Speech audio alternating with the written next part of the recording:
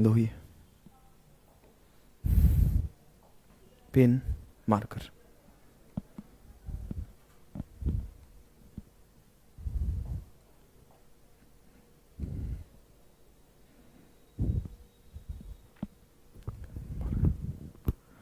सभी को good evening, नमस्कार, राधे राधे। माफ़ करना देरी के लिए, थोड़ा सा ट्रैफिक में फंस गया था भाई, इस वजह से नहीं आ पाया, थोड़ा टाइम से नहीं आ पाया। मतलब ज़्यादा लेट नहीं है, हम लोग 10 मिनट लेट हैं। तो मैं आपको एश्योर करता हूँ कि हम लोग 10 मिनट नहीं, आधे घंटे ज़्यादा पढ़ेंगे। और उम्मीद करता हूँ मेरी आवाज़ आप तक सही तरीके से जा रही होगी और सब कुछ सही है। मेरी आवाज़ आप तक सही तरीके से जा रही है। Good evening, good evening, good evening. बताओ भाई, क्या मेरी आवाज़ आप तक सही तरीके से जा रही है? क्या सब कुछ सही है? तो क्लास को स्टार्ट करेंगे। और देरी के लिए माफ़ी चाहेंगे थोड़ा सा, और थोड़ी देर हो गई है, लेकिन हाँ, मैं इतना आपको ज़रूर विश्वास दिलाता हूँ, थोड़ा देर से ज़रूर आए हैं, लेकिन बेहतरीन क्लास हम लोग करेंगे, ढंग से पढ़ेंगे। जितना भी चीज़ें पढ़ेंगे बहुत अच्छे से पढ़ेंगे। देखो, आज हम लोग स्टार्ट कर रहे हैं 20 डेज में एडवांस मैथ्स कंप्लीट करने वाले हैं हम लोग। और जो भी इंपॉर्टेंट चीज़ें हैं, जो भी आपके एग्जाम के पॉइंट ऑफ व्यू से जितनी भी इंपॉर्टेंट चीज़ है, सारी की सारी चीज़ यहाँ पर डिस्कस कर रहा हूँ। एक बार फटाफट से सारे बच्चे शेयर कर दें और एक बार लाइक कर देंगे सारे बच्चे। और चैनल पर पहली बार आए हो तो सब्सक्राइब भी करना है भाई, हमारे चैनल को सब्सक्राइब भी नहीं करते आप लोग। देखो, ये क्लास 1 है। इसमें आपको बताऊं सर कैसे पढ़ने वाले हैं, कितने दिन में पढ़ने वाले हैं, क्या क्लासेस होगी, इसके ऊपर अगर मैं बात करूं तो आपके सामने हमने एक छोटा सा प्लान दे दिया है कि ट्रिग्नोमेट्री 4 क्लासेस में करेंगे। अब हमारी 4 क्लासेस थोड़ी लंबी लंबी होगी, ऐसा होगा 1.5 से 2 घंटे से ऊपर की क्लास होगी। तो मैं एक राउंड फिगर में आपको दे दूं तो हम लोग लगभग 8 से 10 घंटा ट्रिग्नोमेट्री पढ़ने वाले हैं। 8 to 10 आवर ट्रिग्नोमेट्री पढ़ने वाले हैं। लगभग 2 से 3 आवर आपका हाइट एंड डिस्टेंस पढ़ने वाले हैं। ऐसे ही लगभग 8 से 10 घंटा आपका हम लोग अलजेब्रा पढ़ने वाले हैं। और हर टॉपिक को हमने एक माइंड में मेकअप कर लिया है कि क्या चीजें आपको देने वाला हूं और किस तरह से देने वाला हूं। अगर मैं बात करूं मेरे भाई कि सर कंटेंट क्या रहने वाला है, सबसे बड़ी सवाल होती है ना सर, कंटेंट क्या है, इसमें किस टाइप के क्वेश्चन कराओगे और किस तरीके से कराओगे। सबसे बड़ा चैलेंज यही होता है हर बच्चों के पास। तो मैं आपको यहां पर क्लियर कर दूं कि हमने एक स्टेप अहेड गया। जैसे अरिथमेटिक जब मैं आपको पढ़ा रहा था तो अरिथमेटिक में मैं अपने आप को CGL, CHSL, CPO, selection post 2024 के क्वेश्चन करा रहा था।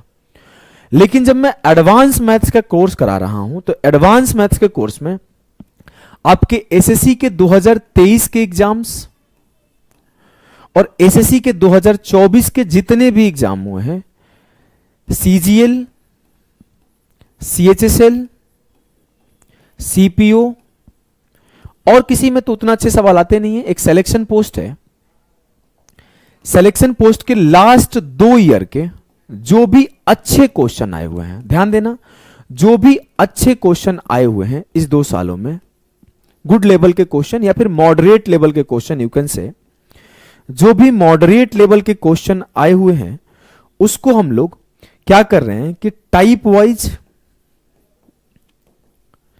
लेवल वाइज और कॉन्सेप्ट वाइज अरेंज करके क्वेश्चन को हम लोग डिस्कस कर रहे हैं। ठीक है, अब मैं यहां पर एक एक चीज आपको पढ़ाने वाला हूं, टाइप वाइज, लेवल वाइज चीजों को हम लोग डिस्कस कर रहे होंगे। अगर मैं बात करूं सबसे पहले तो ये छोटा सा एक इंफॉर्मेशन है, जो बच्चे जानते होंगे उन्हें पता होगा। इसमें ऑलरेडी हमारी 2 क्लासेस हो रखी है, 21 मई और 22 मई को आपका 2 दिन क्लास हुआ है। अलजेब्रा यहां पर भी स्टार्ट हुआ है। तो अगर आप परिणाम बैच ज्वाइन करना चाहते हो, जो कि सीजीएल मेंस के लिए स्पेसिफिक है, चैप्टर वाइज टॉप लेवल के क्वेश्चन कराए जाते हैं, तो आप योद्धा एप्लीकेशन से कर सकते हो। 999 इसका फी है। इसके बारे में हम लोग आगे बाद में बात कर रहे होंगे। ठीक है, अच्छा, परिणाम बैच के बारे में थोड़ा बता दें मैंने आपका। अच्छा चलो, मैं कमेंट थोड़ा देर तक बाद में पढ़ूंगा। परिणाम बैच के बारे में हमारी टीम से जानकारी ले लो, और बैचेस के बारे में थोड़ा कमेंट पे रिप्लाई कम जाएगा भाई। और आप लोगों को भी थोड़ा सिंसियरिटी मेंटेन करना है, थोड़ा आपको पढ़ना है। अगर आपको कोई समस्या है तो हमारी टीम एक आपके लिए एक्टिव रहती है। आप नंबर पे मैसेज करो, कॉल करो, बता दिया जाएगा। चैटिंग थोड़ी सी कम करना है, फोकस करना है क्वेश्चन पर, सवाल पे फोकस करना है और पढ़ने पे फोकस करना है। ठीक है, हम लोग ट्रिग्नोमेट्री स्टार्ट कर रहे हैं। अगर बात करें सर ट्रिग्नोमेट्री के, तो 2023 और 2024 के जितने भी क्वेश्चन आए थे उसको हमने इतने टाइप में डिवाइड कर दिया। ठीक है, अगर मैं CGL 2023, CHSL 2023, CPU 2023, selection post 2023, उसके बाद CGL 2024, CHSL 2024, selection post 2024, CPU 2024, सबके कंटेंट को निकाल के और प्रॉपर सही तरीके से अलाइन कर दिया, अरेंज कर दिया, तो मेरे इतने टाइप के सवाल बने।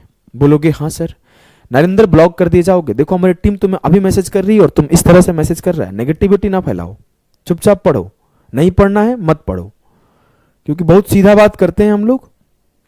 इस तरह से हम लोग कभी गलत काम करते नहीं यार, कितना ईमानदारी से प्यार से तो पढ़ाते हैं, हर चीज को सिखाते हैं।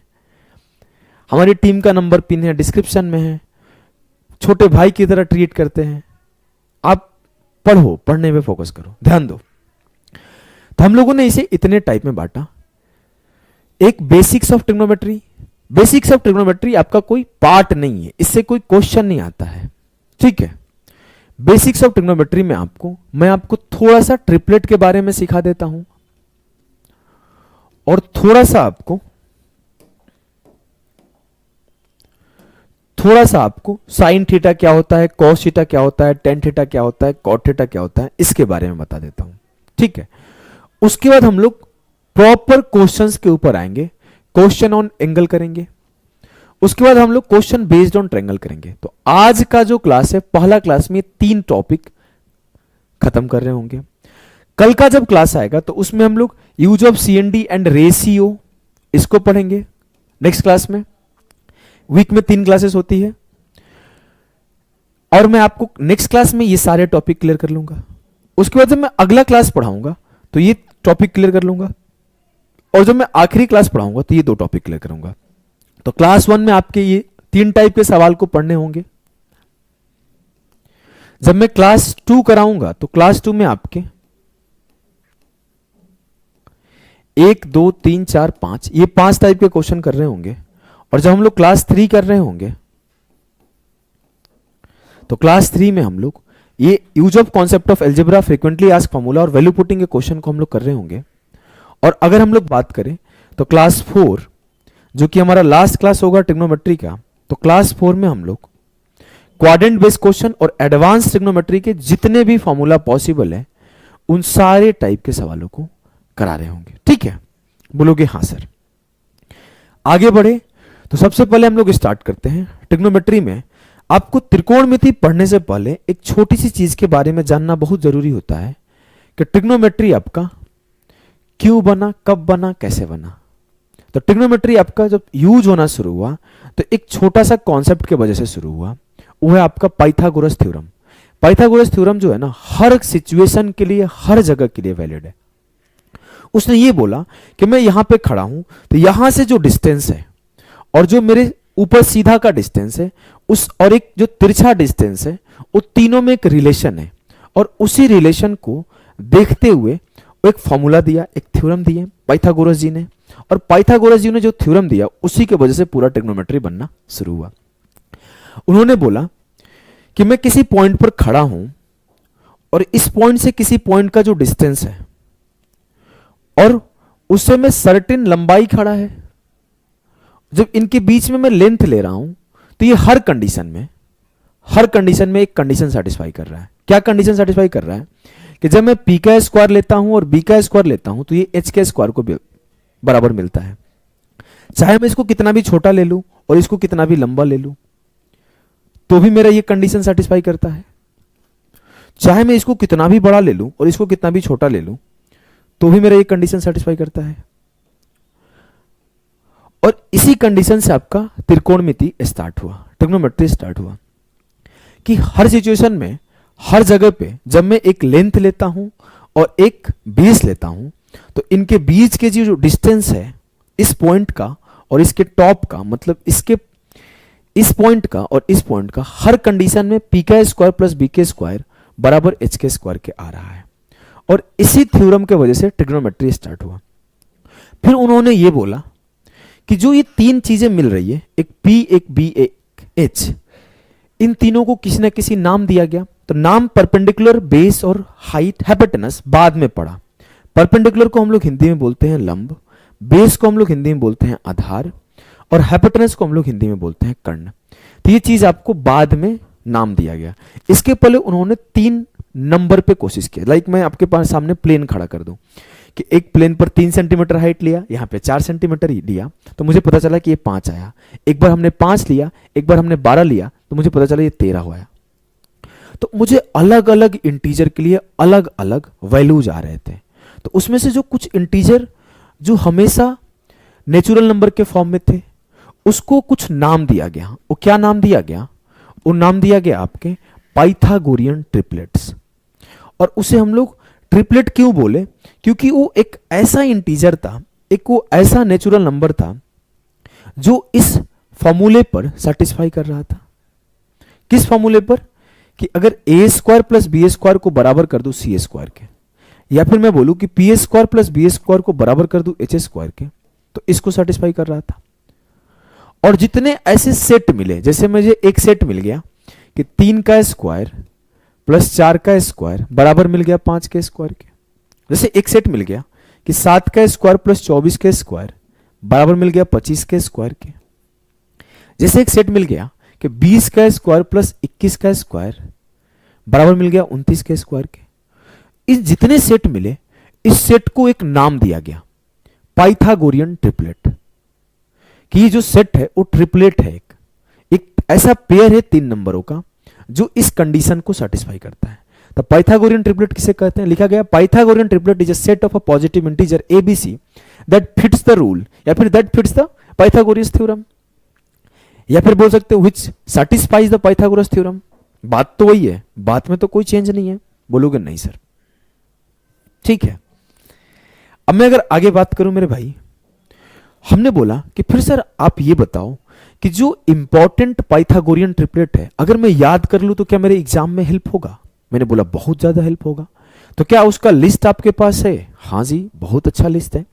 तो मैंने बोला कि आपके सामने जितने भी इंपॉर्टेंट पाइथागोरस का ट्रिपलेट है जो इस P square plus B square बराबर एच स्क्वायर को सेटिस्फाई करते हैं, उसको हमने नोट कर दिया कि 3 का स्क्वायर प्लस 4 का स्क्वायर बराबर 5 का स्क्वायर होता है, 5 का स्क्वायर प्लस 12 का स्क्वायर बराबर 13 का स्क्वायर होता है, 7 का स्क्वायर प्लस 24 का स्क्वायर बराबर 25 का स्क्वायर होता है, 8 का स्क्वायर प्लस 15 का स्क्वायर बराबर 17 का स्क्वायर होता है, 9 का स्क्वायर प्लस 40 का स्क्वायर बराबर 41 का स्क्वायर होता है।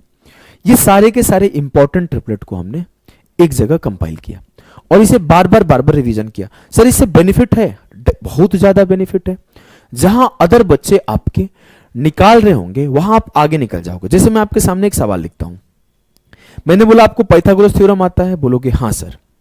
आपने एक ट्रायंगल बना लिया और हमने बोला कि इसकी वैल्यू 89 है और इसकी वैल्यू 39 है, तो इसकी वैल्यू क्या आएगी बताओ? Question number 1।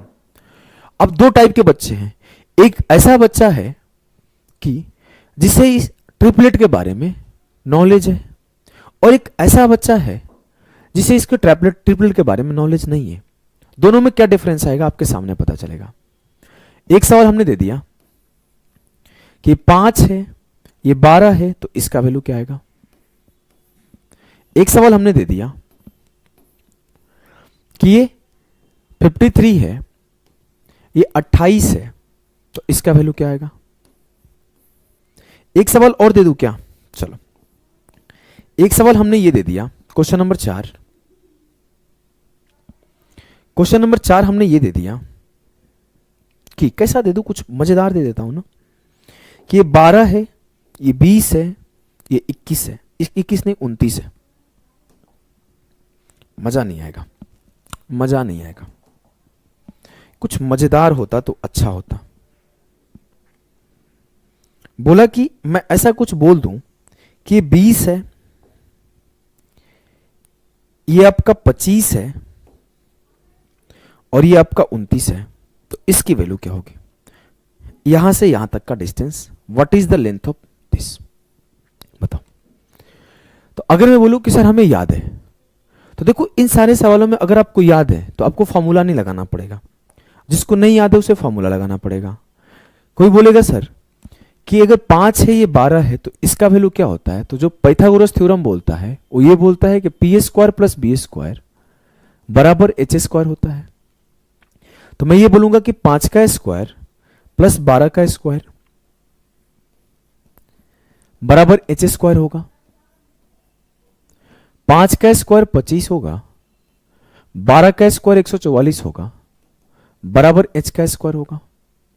जब मैं एच के स्क्वायर को लिखूंगा तो ये 169 के बराबर आएगा, तो एच बराबर 13 आएगा। अब कोई बच्चा इतना लिख रहा है तो क्या कॉम्पिटिटिव एग्जाम में इतना लिखना चाहिए? बिल्कुल नहीं लिखना चाहिए, लिख ही नहीं सकते हो। ऐसे लिखोगे तो आप सिलेक्शन ओरिएंटेड चीजें पढ़ ही नहीं रहे हो। जो बच्चे सिलेक्शन ओरिएंटेड चीजें पढ़ते हैं वो बच्चे इस छोटे छोटे ट्रिपलेट को याद रखते हैं कि जो 5 और 12 है उसका हाइपोटेनस 13 बनता है, जो 13 और 84 है उसका हाइपोटेनस 85 बनता है, जो 12 और 35 है उसका हाइपोटेनस 37 बनता है। जैसे एक बच्चे का सवाल है सर इसके अलावा आ गया तो क्या करेंगे? तो एक बात ध्यान रखो, कुछ बच्चे हैं जो इसको भी नहीं जानते हैं और आप इसको जान गए। तो अगर आप सवाल को देखोगे लास्ट 7 से 8 साल का, तो आज तक इससे बाहर सवाल नहीं आए हैं। मैं सारे के सारे इंपॉर्टेंट ट्रिपलेट को एक जगह कंपाइल कर दिया हूं जिससे सवाल पूछे जा रहे हैं।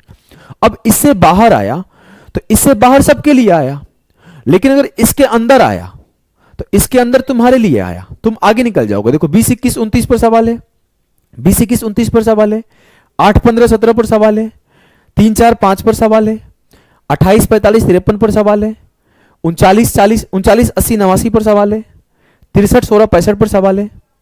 अभी आपके किसी पर नहीं है, तो आगे मैं आपको अलग अलग टाइप पढ़ा रहा हूं। तो मैंने क्या बताया कि इससे बाहर आ गए तो कोई बात नहीं, सबके लिए बाहर है, मेरे लिए भी बाहर है, लेकिन इसके अंदर आ गए तो तुम्हारे लिए अंदर है और आप जल्दी कर लोगे, लोग जहां पे टाइम दे रहे होंगे। अगर मैं आपको बोलूं कि 39, 80, 89, तो आप अदर बच्चा क्या बोलेगा कि x मान लेते हैं, तो 39 का स्क्वायर प्लस x का स्क्वायर बराबर 89 का स्क्वायर, और सॉल्व करने में टाइम ले रहा होगा। वहां पर आपको याद है तो बोलोगे 39, 80 और 89 जो है वो ट्रिपलेट है, तो सीधा बोल दोगे 80 होता है। जस्ट एग्जांपल कि आप भूल भी गए तो इसको निकालने के लिए आपको ध्यान रहे कि आप हमेशा ए स्क्वायर माइनस बी स्क्वायर का फॉर्मूला यूज करोगे। ए स्क्वायर माइनस बी स्क्वायर का फॉर्मूला कैसे यूज होता है मैं बताता हूं कि अगर आपके सामने कुछ इस तरह का हमने फोटो बनाया, एक P है, एक B है और एक H है, ठीक है। अगर मुझे P निकालना पड़ जाए या B निकालना पड़ जाए तो मेरे लिए आसान है, निकालना तो H डिफिकल्ट है। सर कैसे ये बात बोल रहे हो? तो मुझे ये फॉर्मूला बताएगा कि P का स्क्वायर प्लस B का स्क्वायर बराबर होता है H के स्क्वायर के। तो मुझे अगर B निकालना है तो B कैसे निकालूंगा? देखो B का स्क्वायर बराबर होगा H square minus P square, ठीक बोलोगे हाँ सर।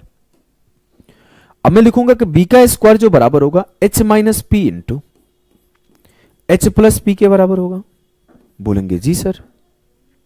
तो B बराबर होगा under root H minus P into H plus P। और अगर मुझे P निकालना पड़ जाए तो मैं P कैसे निकालूंगा कि P का स्क्वायर बराबर होगा H square minus B square. तो P बराबर होगा under root of H minus B into H plus B। तो अगर मुझे परपेंडिकुलर या बेस निकालने बोलता है तो मेरे लिए चीजें आसान है, मेरे लिए चीजें आसान है। लेकिन अगर मेरे लिए हाइपोटेनस बोलेगा तो दिक्कत होगी, क्योंकि हाइपोटेनस में मुझे कैलकुलेशन करना पड़ेगा। तो अगर मुझे ये निकालना भी पड़ता तो मैं बहुत आसानी से निकाल लेता कि ये बोलता 89 माइनस 39, तो 9 से 9 गया 0, 8 से 3 गया 5, पी एच माइनस बी और एक बार H प्लस बी, तो 9 प्लस 9 18 और 8 3 11 1 12, 50 गुणे 128। आगे मैं सॉल्व कर लूंगा, 50 दूना 100 का स्क्वायर रूट 10, 64 का स्क्वायर रूट 8, 80 हो जाएगा आंसर। क्लियर है? बेसिक चीजें एक बार क्लियर है तो यस सर बोल दो। याद है वेल एंड गुड, नहीं याद है तो आपको निकालना कैसे? जैसे मुझे ये निकालना पड़ गया इसको, तो मैं बोलूंगा ये हो जाएगा 53 माइनस 28, तो 13 से 8 गया 5 और 4 से 2 गया 2, और 53 प्लस 28 तो 8 3 11, 5 2 7 1 8। अब 25 का स्क्वायर रूट 5 और 81 का स्क्वायर रूट 9, 5 नमा 45, इसकी वैल्यू आ जाएगी। याद है 28 45 53 तो भी ठीक, नहीं याद है तो निकालूंगा भी शॉर्टेस्ट मेथड से। मुझे इसे निकालना है। अब मुझे याद है अगर कि 15 20 25 एक ट्रिपलेट होता है, लेकिन सर एक प्रॉब्लम है, यहां पर 15 20 25 तो कहीं लिखा ही नहीं है। आप मुंह से बोल दिए 15 20 25 एक ट्रिपलेट है, गलत बात है। तो एक ये जितने भी लिखे गए हैं ये एक ओरिजिनल ट्रिपलेट है और इसे डुप्लीकेट ट्रिपलेट बनाए जाते हैं। सर डुप्लीकेट ट्रिपलेट क्या होता है, इसमें भी कुछ डुप्लीकेट आता है क्या? हाँ, डुप्लीकेट ये आता है कि अगर जो दिया गया जितने भी ट्रिपलेट हैं इसमें कोई संख्या अगर मल्टीप्लाई कर दूं या कोई संख्या से इसे डिवाइड कर दूं तो एक नया ट्रिपलेट फॉर्म होगा। जैसे ये 3 4 5 है, इसमें मैं बोलूं 3 से मल्टीप्लाई कर दो तो 3 3 9, 3 4 के 12, 3 5 15, 9 12 15 भी एक ट्रिपलेट है। अगर मैं इसे 5 से मल्टीप्लाई कर दूं तो 5 3 15, 5 4 के 20, 5 5 25 एक ट्रिपलेट है। और बस इसी जगह से हमने बोल दिया था कि 15 20 और 25 एक ट्रिपलेट है। अगर 20 से मल्टीप्लाई कर दो 20 3 60, 20 4 80, 20 25 100, 60 80 100 एक ट्रिपलेट है। अगर 50 से मल्टीप्लाई कर दो 50 3 150, 50 100 के 200, 50 5 250, तो ये भी एक ट्रिपलेट है। बोलोगे हाँ सर। अब मैं अगर आगे बात करूं तो मैं ये बात बोल दूंगा कि 15 20 25 एक ट्रिपलेट है, तो 25 है 20 है तो ये 15 होगा। सर 20 21 29 भी एक ट्रिपलेट है, तो 20 और ये पूरा का वैल्यू 21 हो जाएगा। तो इतना 15 है और पूरा 21 है तो बचा हुआ 6 हो जाएगा आंसर। ऐसे आप इजीली कर ले जाओगे। क्लियर है? अब ये आपका बेसिक ऑफ ट्रिपलेट था। यहां पर हमने ट्रिपलेट सिखा दिया। अब ट्रिपलेट के बाद हम लोग सीख रहे होंगे ट्रिग्नोमेट्री। जब हमने ट्रिपलेट को सीख लिया तो सवाल आया कि सर ये ट्रिपलेट यूज होंगे तो कब किस चीज को क्या नाम दूंगा? मन में तो आएगा ही। तो उस टाइम पर बोला गया कि इस ट्रिपलेट को किस कंडीशन में सेटिस्फाई कर रहा है? जब ये कुछ ट्रायंगल ऐसा बन रहा है, जब ट्रायंगल कुछ ऐसा बन रहा है तब ट्रिपलेट सेटिस्फाई कर रहा है। मैं बोला इस ट्रायंगल में क्या क्या हम देख सकते हैं? तो इस ट्रायंगल में हाइपोटेनस कैसे डिसाइड करेंगे? परपेंडिकुलर कौन सा होगा कैसे डिसाइड करेंगे? बेस कौन सा होगा कैसे डिसाइड करेंगे? मन में तो बहुत से सवाल आएगा। अब हम लोग इस ट्रायंगल पे समझना शुरू किए। पहले तो हमने 3 नंबर को खोजा और 3 नंबर के एक सेट को खोजा, उस सेट को नाम दिया ट्रिपलेट। अब उस ट्रिपलेट को अरेंज कर रहे हैं, उसको पोजीशन दे रहे हैं। हमने बोला कि इस ट्रिपलेट को जब हम लोग पोजीशन देंगे तो हमने बोला कि सर कैसे डिसाइड करें कि कौन सा क्या है? इसको डिसाइड करने के लिए चैलेंज आना शुरू हुआ। तो ऐसे केसेस में बोला गया कि जो आदमी जहां से खड़ा है और जो एंगल बना रहा है तो उस थीटा के सामने जो आएगा उसे हमेशा आपको परपेंडिकुलर लेना है। अच्छा, तो कल को मेरा यहां थीटा बन जाएगा तो क्या परपेंडिकुलर चेंज हो जाएगा क्या? हाँ, अगर थीटा यहां बनेगा तो परपेंडिकुलर ये हो रहा होगा। जो 90 डिग्री है, 90 डिग्री के सामने हमेशा आपको हाइपोटेनस रखना होता है। सर 90 डिग्री के सामने हमेशा हमेशा आपको कर्ण रखना होता है और थीटा एंगल के सामने हमेशा आपको लंब रखना होता है। P को हम लोग लंब बोलते हैं और H को हम लोग हमेशा कर्ण बोलते हैं। ठीक ठीक है, क्लियर है? बोलोगे जी सर। अब हमने ये डिसाइड किया। इसके बाद सिर्फ और सिर्फ जो ट्रिपलेट है वो राइट एंगल ट्रायंगल में ही सेटिस्फाई करता है। और जितने ट्रिपलेट है उसको जब हमने लिखा तो हमने बोला ठीक है, हमने P डिसाइड कर लिया, H डिसाइड कर लिया, तो जो बच जाता है वो हमेशा बेस हो जाता है। जो अकेले रह गया उसे हम लोग हमेशा बेस लिख देते हैं और इसी बेस को आधार बोलते हैं हिंदी में। इसी बेस को हम लोग आधार बोलते हैं। अब जब हमने ट्रायंगल के बारे में जान लिया, मुझे ट्रायंगल के बारे में पता चल चुका है, तो हमने एक बात बोला। क्या बोला सर? कि ये जो ट्रायंगल है हमारे सामने, बोलोगे हां सर, इसको मैं P मान ले रहा हूं, इसको मैं B मान ले रहा हूं और इसको मैं H मान रहा हूं। तो इसमें कितनी तरह से रेशियो लिखी जाएगी, कितनी तरह से रेशियो लिखी जाएगी? तो हमने बोला कि एक हम लोग इस तीनों में रेशियो लिखना शुरू किए और उसी को बोला गया ट्रिग्नोमेट्रिक रेशियोज। तो आया ट्रिग्नोमेट्रिक रेशियोज का नाम यहीं से आता है और यहीं से आपके sine theta cos theta introduce होना शुरू होते हैं। ट्रिग्नोमेट्रिक रेशियोज यहां से आते हैं। त्रिकोणमितीय अनुपात, जिसे हिंदी में बोलते हैं त्रिकोणमितीय अनुपात।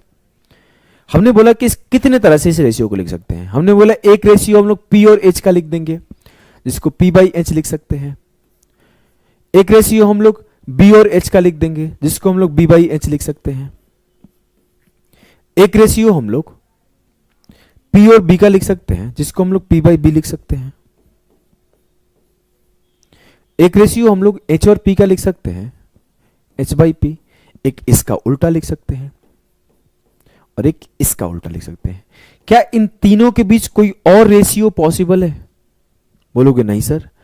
इस तीनों के बीच हम लोग एक बार इसको इसके साथ, एक बार इसको इसके साथ, एक बार इसको इसके साथ, एक बार इसको इसके साथ, और एक बार इसको इसके साथ, और एक बार इसको इसके साथ, टोटल 6 तरीके से प्रेजेंट कर देंगे।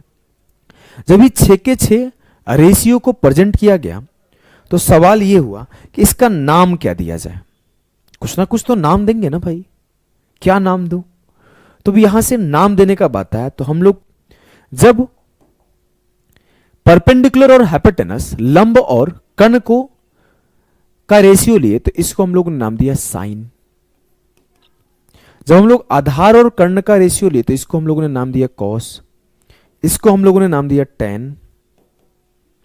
इसको हमने नाम दिया कॉसेक। इसको हमने नाम दिया सेक और इसको नाम दिया कॉट। अब सवाल आया कि सर ये कौन सा साइन, कौन सा कॉस, किसका सेक, किसका कॉसेक? कुछ ना कुछ आधार रहा होगा। किस आधार पर आप देख के बता रहे हो? तो बोलेंगे सर हम अब इसका बेस लेंगे, कहां से देख के ये बात बता रहे हैं। तो इसी के आधार मान के जब यहां से देखना शुरू हुआ तो बोले यहां पर जो एंगल बन रहा है इसको बेस मान के, इसको आधार मान के चीजें लिखी गई। अब कल को आधार अगर इसे मान लिया गया तो चीजें बदल जाएगी। तो हमें इसको आधार माने तो sine cos tan sec cosec cot लिखे हैं। तो आपको ध्यान रहे कि जिस आधार पर लिखा गया वो आधार भी आपको पता होना चाहिए। तो हमने थीटा को आधार माना तो इसको बोला कि साइन थीटा बराबर P by H, cos theta बराबर B by H, tan theta बराबर P by B, cosec theta बराबर H by P, sec theta बराबर H by B, cot theta बराबर बी बाई पी। ये आया। बोलेंगे ठीक है सर। यहां से और भी छोटे छोटे फॉर्मूला निकलना शुरू हुए। जैसे बोलेंगे कि साइन थीटा और कॉसेक थीटा एक दूसरे का अपोजिट है तो एक चीज निकल के आया कि साइन थीटा और जब कॉसेक थीटा को मल्टीप्लाई करूंगा तो मुझे एक मिल जाएगा। तो ये याद होना चाहिए। मुझे यहां से cos theta into sec theta जब मल्टीप्लाई करूंगा तो मुझे एक मिलेगा। किसको किसको ये बात याद है? ये सब तो याद ही होनी चाहिए, बेसिक चीजें 10th क्लास में पढ़ना था। टेन थीटा और कॉट थीटा को जब मल्टीप्लाई करूंगा तो मुझे एक मिल जाएगा। जब मैं फर्दर देख रहा हूं तो मैं ये भी देख रहा हूं कि जब मैं साइन थीटा और कॉस थीटा को डिवाइड करूंगा तो मुझे टेन थीटा मिल जाएगा। तो साइन थीटा और कॉस थीटा को डिवाइड करने पर टेन थीटा मिलता है। हमने ये भी देखा कि जब कॉसेक थीटा और सेक थीटा को डिवाइड करता हूं तो भी मुझे कॉट थीटा मिलता है, लेकिन अभी उसको छोड़ दो, बाद में पढ़ रहे होंगे। जब कॉस थीटा और साइन थीटा को डिवाइड कर रहे होंगे तो मुझे कॉट थीटा मिल रहा होगा। और यहीं से आपके बेसिक बेसिक फॉर्मूला आना शुरू हो गए और यहीं से आपके सवाल आना स्टार्ट हो जाएंगे। ठीक है, बोलोगे हाँ सर। अब यहां से फिर आया कि ये जो थीटा है इस थीटा का कोई ना कोई एंगल रहा होगा। हो सकता है कि अब कब ये थीटा झुक जाएगा। जैसे मैंने बोला किसी ने फोटो बनाया, ऐसा फोटो बनाया, किसी ने फोटो बनाया, ऐसा फोटो बना, किसी ने फोटो बनाया तो ऐसा फोटो बना दिया, किसी ने फोटो बनाया तो पूरा ऐसा फोटो बना दिया। तो ये जो थीटा था ये अलग जगह अलग तरीके से रिस्पॉन्ड कर रहा था। कहीं थीटा ये छोटा है, कहीं थीटा की वजह से ये बड़ा है, कहीं थीटा की वजह से कुछ है। तो इसमें से कुछ हमारे स्टैंडर्ड थीटा थे। स्टैंडर्ड थीटा जिसमें आपके आए 0 डिग्री, 30 डिग्री, 45 डिग्री, 60 डिग्री और 90 डिग्री। याद कर सकते हो पीबीपी, एचएचबी से रट्टा लगाना है तो इतना बेसिक चीजें तो आपको याद होना ही चाहिए। कुछ लोग जो लिख रहे हैं शॉर्ट ट्रिक वो लिख सकते हैं, हमने दोनों तरीके से याद किया है, हिंदी में भी इंग्लिश में भी।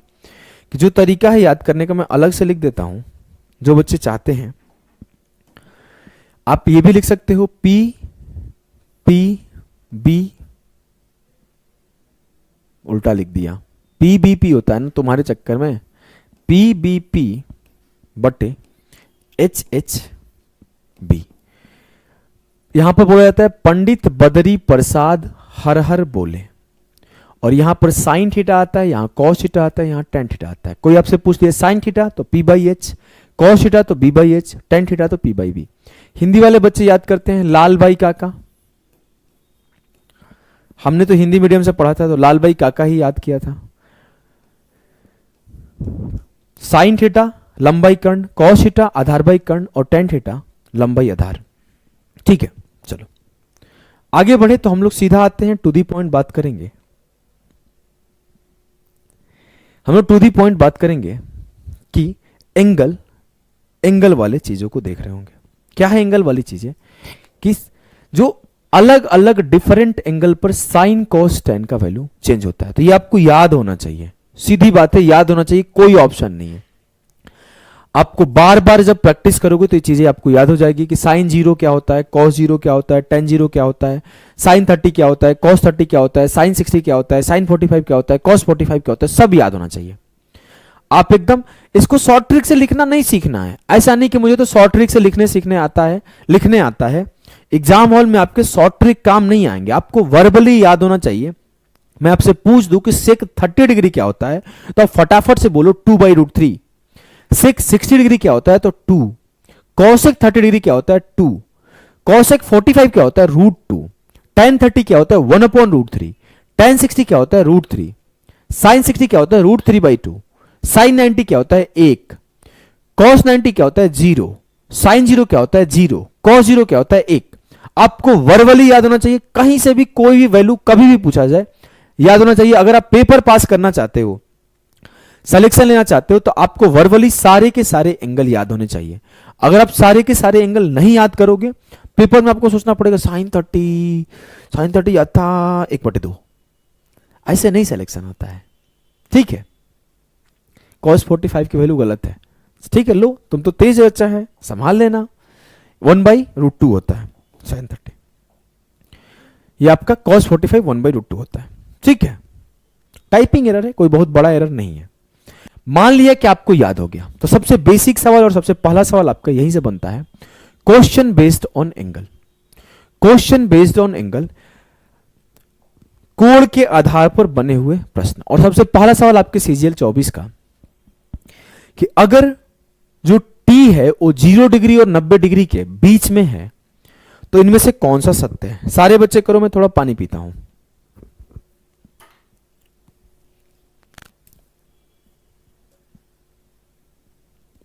करो भाई फटाफट से।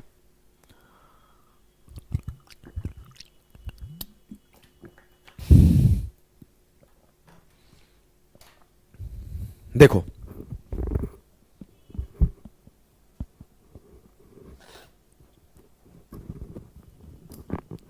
क्या है सवाल मेरे लाल। सवाल यह है कि अगर टी 0 डिग्री और 90 डिग्री के बीच में तो कौन सा सत्य है। आपको पता होना चाहिए कि जो साइन और कॉस होता है ना उसमें एक रिलेशन होता है। क्या रिलेशन होता है कि जो साइन थीटा होता है ये एक इंक्रीजिंग फंक्शन होता है और जो कॉस थीटा होता है ये एक डिक्रीजिंग फंक्शन होता है। सर समझ में नहीं आया, ठीक है अभी समझाता हूं। अगर आप ध्यान दोगे तो साइन थीटा पहले 0 डिग्री था तो 0 था, 30 डिग्री था तो 1/2 था, 45 डिग्री था तो 1/√2 था, 60 डिग्री था तो √3/2 था और 90 डिग्री था तो 1 था। साइन जो था धीरे धीरे धीरे धीरे बढ़ रहा था। और जब मैं बात कर रहा हूं कॉस थीटा का तो कॉस थीटा पहले 1 था, फिर आपका 1 से √3/2 हुआ, फिर 1/√2 हुआ, फिर 1/2 हुआ और 0 हुआ। बीच में एक पोजीशन आया जहां पर साइन थीटा और कॉस थीटा बराबर हो गए थे। 45 डिग्री। लेकिन अगर आप ध्यान दोगे, जब आपके साइन को 45 से ऊपर किया तो अपना बढ़ रहा था, लेकिन कॉस को 45 से आगे किया तो ये घट रहा था। घट रहा था, बोलोगे हां सर घट रहा था। देखो 60 डिग्री पे 1/2 हो गया, ये √3/2 हो गया, 90 पर 1 हो गया, 0 हो गया। और जब मैं 45 से पीछे आया तो साइन छोटा था और कॉस बड़ा था। देखो ये 0 था तो ये 1 था। तो मुझे ये बात पता चला कि जब 45 डिग्री से ऊपर जाता हूं, नोट कर लेना, कई बार सवाल पूछा गया है। सवाल ऐसे अगर मैं पूछ दूं कि theta is greater than 45 degree, theta is greater than 45 degree, तो बताना है कि साइन थीटा बड़ा होगा कॉस थीटा से, ए ऑप्शन। बी ऑप्शन की साइन थीटा छोटा होगा कॉस थीटा से, सी ऑप्शन कि साइन थीटा बराबर होगा कॉस थीटा के, और डी ऑप्शन नॉन ऑफ दिच। और इसी सवाल को अगर थोड़ा सा चेंज कर दूं मैं, और हमने ये बात बोल दिया कि थीटा अगर लेस देन है 45 से, दो क्वेश्चन है, क्वेश्चन नंबर 1 और क्वेश्चन नंबर 2, तो क्या रिलेशन आएगा? तो दो अलग अलग रिलेशन है, दोनों आपको आना चाहिए।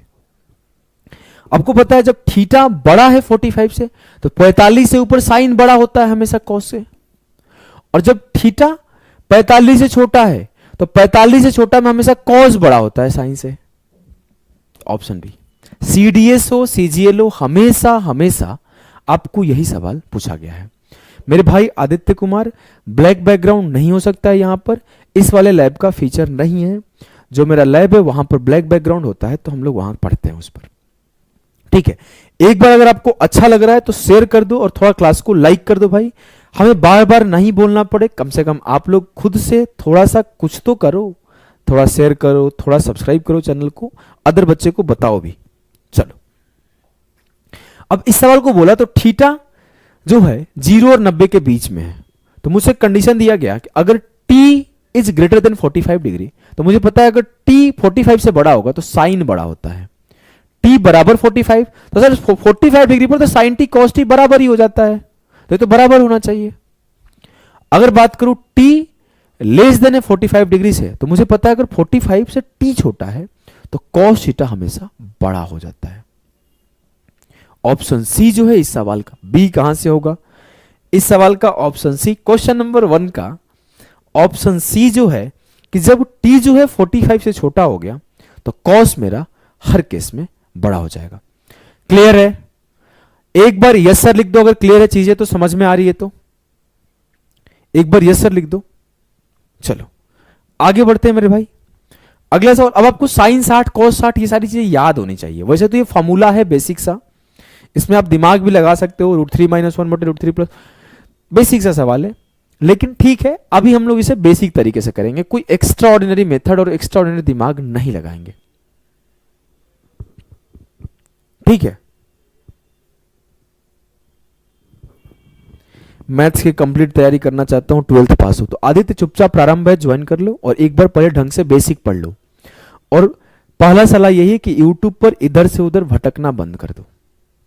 सबसे बस एक ही गाइडेंस है और कुछ गाइडेंस नहीं है। अपने आप को जितना हो सके कम चीजों में इन्वॉल्व करो। इस सवाल को हम लोग करेंगे कि sine 60 degree minus cos 60 degree upon sine 60 degree plus cos 60 degree का वैल्यू क्या होगा। मुझे पता है कि साइन 60 का वैल्यू क्या होता है, √3/2 माइनस कॉस 60 1/2, और नीचे भी हो जाएगा √3/2 प्लस 1/2। सॉल्व किया तो ये हो गया √3 - 1/2, और ये भी हो गया √3 प्लस 1/2। तो बाई टू दोनों का काट लिया, बचा √3 - 1 अपॉन √3 प्लस 1। इसको रेशनलाइज कर देंगे, परिमेयीकरण कर देंगे, तो ऊपर नीचे √3 - 1 से मल्टीप्लाई कर दो। √3 - 1 का होल स्क्वायर अपॉन √3 का स्क्वायर माइनस 1 का स्क्वायर। अब जो तेज बच्चा होगा बोल दिया होगा 2 - √3 होता है, बेसिक रेशनलाइजेशन है। √3 का स्क्वायर 3 प्लस 1 का स्क्वायर 1 - 2 √3, और ये हो जाएगा 3 - 1 2।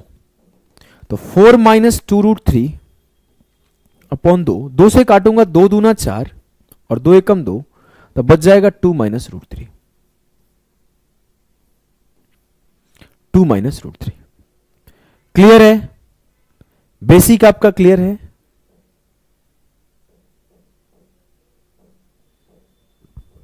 चलो आगे बढ़ते हैं भाई। अगला सवाल है क्वेश्चन नंबर 3 आपका CHSL 2023 का।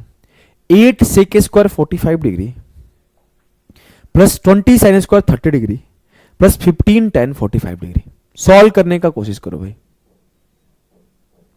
देखो sec 45 क्या होता है? √2। तो मैं लिखूंगा इस सवाल को। देखो आप लोग क्वेश्चन को अगर ट्राई नहीं लोगे, अगर क्वेश्चन को सॉल्व नहीं करोगे, फिर आपको कोई फायदा नहीं होगा। समझ गए? तो आप सवालों को हमेशा कोशिश करो सॉल्व करने का। सवाल आप जब तक ट्राई नहीं करोगे तब तक आपको फायदा नहीं होगा। तो हर सवाल पर आपको ट्राई करना है, हर सवाल को सॉल्व करने का कोशिश करना है। अगर आप मैं सवाल करा दूं, आप बस फिल्म की तरह देख रहे हो, मजा आ रहा है सर, मजा आ रहा है, आप बातें बातें थोड़ा करते ना, थोड़ा सा इस शायरी वायरी करते ना, तो और मजा आता। तो उससे कुछ फायदा नहीं होगा। आपको फायदा तभी होगा जब पेन उठाओगे, पेपर उठाओगे, खुद से करोगे। ठीक है, चलो 8 sec स्क्वायर 45 डिग्री sec 45 का वैल्यू √2 होता है, तो √2 का स्क्वायर 2 हो जाएगा। 20 sin स्क्वायर 30 डिग्री, sin 30 का वैल्यू 1/2 होता है, तो 1/2 का स्क्वायर 1/4 हो जाएगा। और 15 tan 45 1 होता है, तो 15 गुणे 1, 4 5 20, तो 8 दूना 16 प्लस 5 प्लस 15, 15 5 20 और 16 36 जो होगा वो सही उत्तर होगा इस सवाल का। 32 नहीं, 36 will be the correct answer. Clear है? समझ में आ रहा है?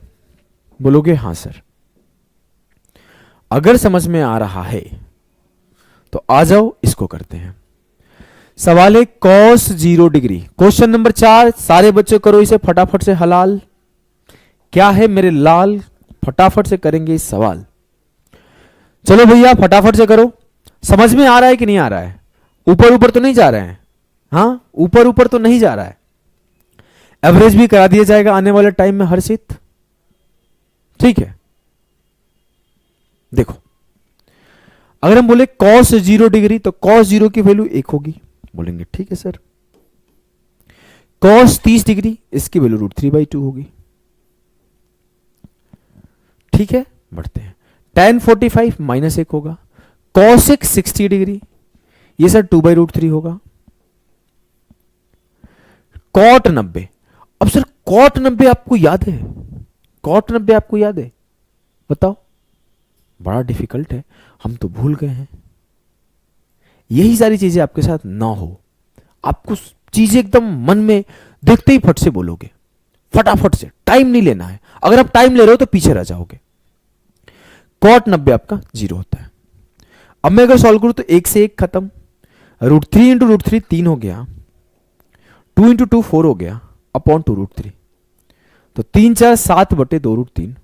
ऑप्शन डी जो है वो सही उत्तर है। 7 अपॉन 2 √3, ऑप्शन डी जो है करेक्ट आंसर है। क्लियर? क्लियर। तो क्वेश्चन नंबर 5 जो कि एसएससी सीजीएल 2024 का आया हुआ लेटेस्ट सवाल है, इसमें हम लोग कोई अभी एडवांस अप्रोच नहीं लगा रहे, अभी हम लोग बेसिक अप्रोच से सॉल्व कर रहे हैं। जैसे ये सवाल आपका sine A into cos B minus cos A into sine में लगा दोगे तो साइन 30 है, 1/2 इसका वैल्यू है पूरे का। लेकिन अभी हम लोग बेसिक से ही कर रहे होंगे, अभी एक्स्ट्रा ऑर्डिनरी दिमाग नहीं लगाएंगे, आराम आराम से करेंगे। बोलेंगे 4/3 tan स्क्वायर 60, तो आप इजीली बोलोगे tan 60 की वैल्यू क्या होती है सर? tan 60 √3 होता है, और √3 का स्क्वायर कर दो सर, तो √3 का स्क्वायर क्या हो जाएगा? 3। आगे बोला है 3 cos स्क्वायर 30, cos 30 का वैल्यू क्या होता है? √3/2, तो √3/2 का स्क्वायर करेंगे तो ये हो जाएगा 3/2, 3/4। ये 3/4 cot स्क्वायर 60, cot 60 का वैल्यू क्या होता है सर? 1/√3, और 1/√3 का स्क्वायर करेंगे तो ये 1/3 हो जाएगा। Plus plus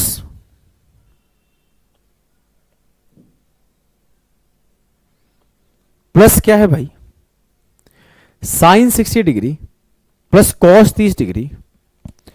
sign 60 degree value क्या होता है sir, √3/2। Cos 30 same √3/2। Cos 60 1/2, sine 30 1/2। वैसे इसकी वैल्यू 1/2 थी अगर आप साइन a माइनस बी का फॉर्मूला जानते हो। ये एक लाइन का चीज था। 3 से 3 खत्म, 4 बचा। 3 तिया 9/4 माइनस 1/4 प्लस ये 3/4 माइनस 1/4। ठीक, तेज बच्चा सीधा बोल देगा 9 3 12, 1 1 2, 12 से 10 गया। देखो हमने प्लस को प्लस के साथ जोड़ दिया 12 हो गया, माइनस को माइनस के साथ जोड़ दिया 2 हो गया, 12 से 2 गया 10/4। तो 4 प्लस 10/4 सॉल्व किया 5/2 आया। तो 2 दूना 4, 4 प्लस 2 सही 1/2। तो आंसर हो जाएगा 6 सही 1/2। 6 सही 1/2 कहीं दिख रहा है? हमें तो नहीं दिख रहा है। कहीं गलती कर दिया क्या? कहीं मेरे से मिस्टेक हुआ है क्या? अरे बोलो। 1/4 कॉट 60 1/3 1/4 सब सही है। 3 तिया 9/4 9 1 10/9 से 1 गया 8, 2 हो जाएगा 4 2 6, 3 से 1 गया 6 सही 1/2 इस सवाल का सही उत्तर है। मुझे यही आ रहा है। मेरा तो आंसर 6 सही 1/2 आ रहा है। अगर आपका आंसर कुछ और आ रहा है तो मेरा कहां एरर हुआ आप बताना, मैं आगे बढ़ता हूं। टाइम वेस्ट नहीं करेंगे, कॉन्सेप्चुअली सही है। क्वेश्चन नंबर 6 हम लोग कर रहे होंगे। रॉन्ग आंसर ऑप्शन में, हमें भी ये लग रहा था रॉन्ग आंसर है ऑप्शन में ही। कोई बात नहीं, आगे बढ़ो। सवाल क्या है मेरे लाल कि 11√2 cos 3a plus 10 sin 2a upon 7√3 sin 4a का वैल्यू क्या होगा अगर a बराबर 15 डिग्री है। तो तेज बच्चा क्या बोलेगा, a बराबर 15 तो ये cos 3 × 15 cos 45 है। मन में देखेगा, मन में ये साइन 30 डिग्री है और ये साइन 60 डिग्री है। मल्टीप्लाई करने के बाद अब 11√2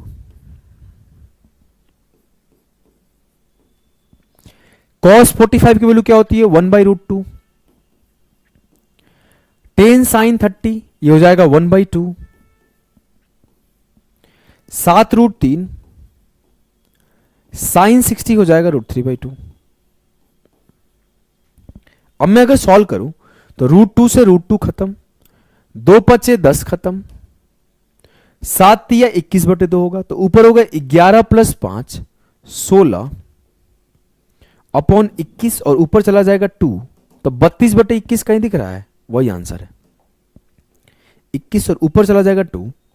तो ये 32/21 जो होगा वो सही उत्तर होगा। ऑप्शन ए जिसका जिसका आ रहा है सभी का करेक्ट आंसर है। Option A will be the सही उत्तर ऑफ द सवाल। क्वेश्चन नंबर 7 हम लोग कर रहे होंगे। सीजीएल 2024 का आया हुआ क्वेश्चन नंबर 7।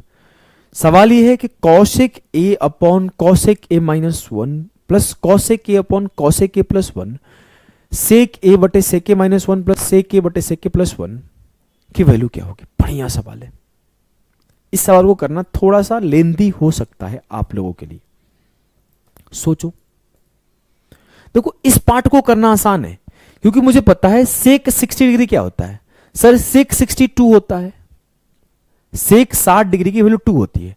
तो मेरा ये 2 हो गया 2/2 - 1 2/2 + 1। तो 2/2 - 1 और 2/2 + 1 के पावर -1। तो ये 2 + 2/3 3 दूना 6 2 8/3 के ऊपर -1 तो 3/8 है। हमने इस पार्ट को बहुत आसानी से सॉल्व कर लिया। चैलेंज मेरा इस पार्ट में है। सर इस पार्ट में क्या चैलेंज है? आपके मन में आ रहा होगा क्या चैलेंज है।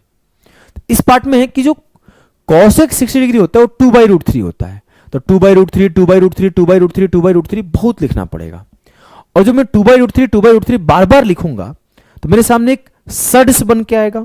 उस सड्स को मुझे सॉल्व करना पड़ेगा तो मेरे लिए टाइम टेकिंग हो जाएगा। यहां कोई और दिमाग लगाओ मास साहब, कुछ छोटा मोटा दिमाग क्रैक कर जाए तो आसान हो जाएगा। अब जिसका थोड़ा आगे तक क्लियर होगा वो बोल देगा cosec into cosec, cosec square, ऊपर चला जाएगा कॉसेक स्क्वायर, तो ऊपर 2 कॉसेक स्क्वायर हो जाएगा, नीचे कॉट स्क्वायर हो जाएगा। सॉल्यूशन करके एक छोटा सा वैल्यू निकाल लेगा। जो थोड़ा एक स्टेप अहेड पढ़ा होगा उसके लिए है कि बोलेगा this into this, this into this, तो लिखेगा कॉसेक स्क्वायर प्लस कॉसेक, और ये हो जाएगा कॉसेक स्क्वायर माइनस कॉसेक, और नीचे हो जाएगा कॉसेक स्क्वायर माइनस 1, ऊपर हो गया 2 कॉसेक स्क्वायर थीटा, और मुझे पता है कॉसेक स्क्वायर थीटा माइनस 1 जो होता है वो होता है कॉट स्क्वायर थीटा। ठीक ठीक। अब मैं बोलूं 2 अपॉन साइन स्क्वायर थीटा, और कॉट स्क्वायर होता है कॉस स्क्वायर बटे साइन स्क्वायर। अगर मैं एक स्टेप और लिखूं तो ये है 2 बटे साइन स्क्वायर थीटा, और ये है साइन स्क्वायर बटे कॉस स्क्वायर थीटा। अब मैं अगर काट लूं तो ये आया 2 बाई कॉस स्क्वायर थीटा। अगर मैं फर्दर एक स्टेप लिख दूं या फिर सीधा सीधा बोलूं कि जब मैं इसे सॉल्व किया बेसिक मेथड से तो इसकी वैल्यू मुझे मिली 2 बाई कॉस स्क्वायर या फिर 2 सेक स्क्वायर थीटा, और सेक थीटा जो वैल्यू होता है वो होता है सेक 62, तो 2 इंटू 2 का स्क्वायर, 2 इंटू 2 का स्क्वायर 4, तो इसका वैल्यू 2 चौके 8 आया, और 8 इंटू 3/8 कट के 3 हो गया। तो ऑप्शन ए जो होगा वो सही होगा। अब यहां पर आप क्या सीखे, यहां पर मैं ये सीखा कि जहां पर मेरे लिए एंगल पुटिंग आसान था मैं एंगल पुट करके कर रहा था, जहां पर मैं देख रहा था एंगल पुट करने पर डिफिकल्ट हो रहा है तो मैं उस बड़े से आइडेंटिटी को पहले छोटा सा सॉल्व करके ले आया, और उसे छोटा सा सॉल्व करने के बाद फिर मैं इसे आराम से सॉल्व कर दिया। क्लियर है? बताओ चीजें आपको क्लियर है कि नहीं? बोलो भाई, चीजें आपको क्लियर है कि नहीं है? अगर क्लियर है तो आगे बढ़ता हूं, और आगे क्वेश्चन नंबर 8 पर चलते हैं। क्वेश्चन नंबर 8 है कि साइन x प्लस वाई बराबर 1 है, तो बोलूंगा सर साइन 1 कब होता है? साइन 1 तो हमेशा 90 डिग्री पर होता है। It means sine x plus Y बराबर है साइन 90 है, तो x प्लस वाई किसके बराबर होगा? 90 के। और आगे बोला गया cos x माइनस वाई बराबर है √3/2 के। सर ये x माइनस वाई √3/2 कब होता है? ये cos 30 डिग्री पर होता है, तो मैं बोलूंगा x माइनस वाई बराबर है 30 के। y का मान पूछा गया तो साफ साफ बोलोगे y 60 है, y 30 है, cos 60 है। माइनस कर लो यार, तो y माइनस वाई 2y बराबर हो जाएगा 90 माइनस 30 60, तो y बराबर 30। बताओ क्लियर है? सारे बच्चे बोलेंगे भैया हाँ सर एकदम क्लियर है। तो आगे बढ़ो, क्वेश्चन नंबर 9 हम लोग कर रहे होंगे मेरे लाल। क्या है सवाल? क्वेश्चन नंबर 9 कि ए बी सी, अच्छा सवाल है ये, A B C are the acute angle such that tan a plus B minus C बराबर 1/√3, cos b plus C minus A बराबर 1/2, sine C plus A minus B बराबर 1/√2, a plus B plus C का मान किसके बराबर होगा? अगर मैं इसे करूं मेरे भाई तो मैं क्या करूंगा कि sir a plus B minus C 1/√3 है, tan 1/√3 कब होता है? सर tan 1/√3 होता है किस पर? 30 डिग्री पर। मतलब आई कैन इजिली से कि जो a प्लस बी माइनस सी की वैल्यू है वो 30 डिग्री है। एकदम सही बात है। cos b plus C minus ए 1/2 है। अब cos b plus C minus ए 1/2 है तो cos 1/2 कब होता है? सर cos 1/2 आपके 30 डिग्री पर होता है, cos 30 पर होता है, cos 60 पर होता है, उल्टा बोल दिया, cos 60 पर होता है। मतलब b प्लस सी माइनस ए का वैल्यू 60 है।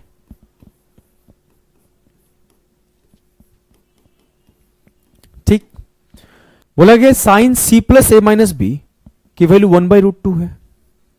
ये साइन 45 डिग्री के बराबर है। तो मैं ये बात बोलूंगा कि c plus A minus B बराबर 45 डिग्री है। मुझसे पूछा गया कि a plus B plus C का मान क्या होगा। चैलेंज इस सवाल में जानते हो क्या है? अगर आपसे ये पूछ दिया जाए कि a का वैल्यू क्या होगा, b का वैल्यू क्या होगा, c का वैल्यू क्या होगा, कल कोई सवाल में आपको और चैलेंजिंग बनाने के लिए सवाल ऐसे बना दे कि sine a plus cos b plus 10c, या फिर कुछ भी एबीसी में ऐसा एक रिलेशन देके आपको एक फर्दर एक स्टेप सॉल्व करने के लिए बोल दे, तब डिफिकल्ट हो जाएगा। अभी आसान सवाल है। चैलेंज अगर आपको ए को इंडिविजुअल, बी को इंडिविजुअल, सी को इंडिविजुअल निकालना हो तो है, या फिर एक और आइडेंटिटी दे दे जिसमें साइन कॉस टेन को एबीसी के साथ मर्ज करके दे दे, तो आपको दिक्कत होगा। ठीक है, चलो अगर मैं बात करूं मेरे लाल, तो ए प्लस बी माइनस सी जो है, और सबको मैं ऐड करता हूं, तो ऐड करूंगा तो क्या होगा, देखो ए प्लस बी माइनस सी, तो सी से सी खत्म हो जाएगा, एक बार ए से ए खत्म हो जाएगा, एक बार बी से बी खत्म हो जाएगा, तो बचेगा क्या, ए प्लस सी प्लस बी। तो ए प्लस बी प्लस सी बच जाएगा, सबको जोड़ दो तो 135 डिग्री के बराबर। क्या किसी बंधु भाई को समस्या? हमने कुछ नहीं किया, बस हमने सबको ऐड कर दिया है।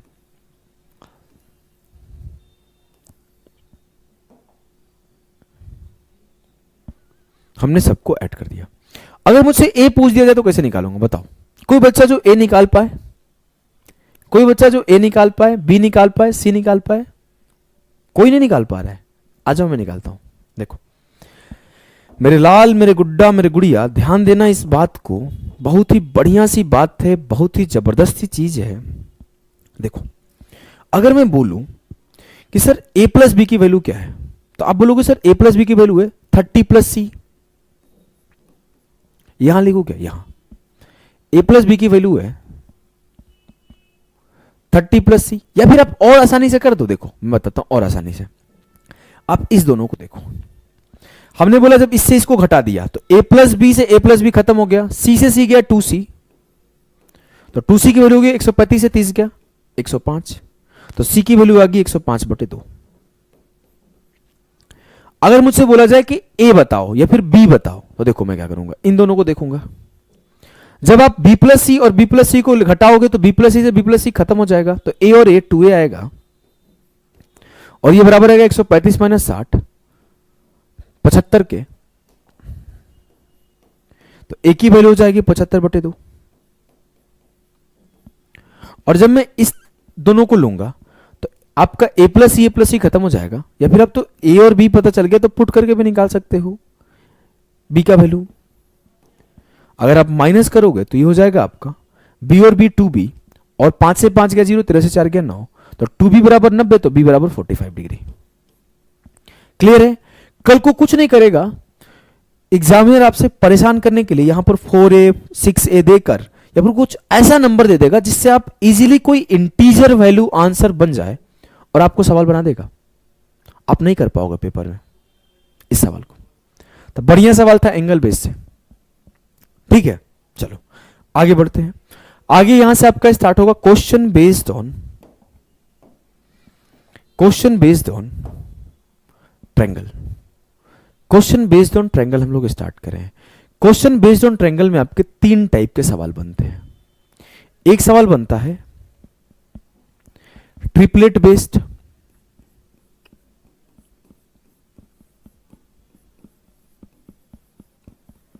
एक सवाल बनता है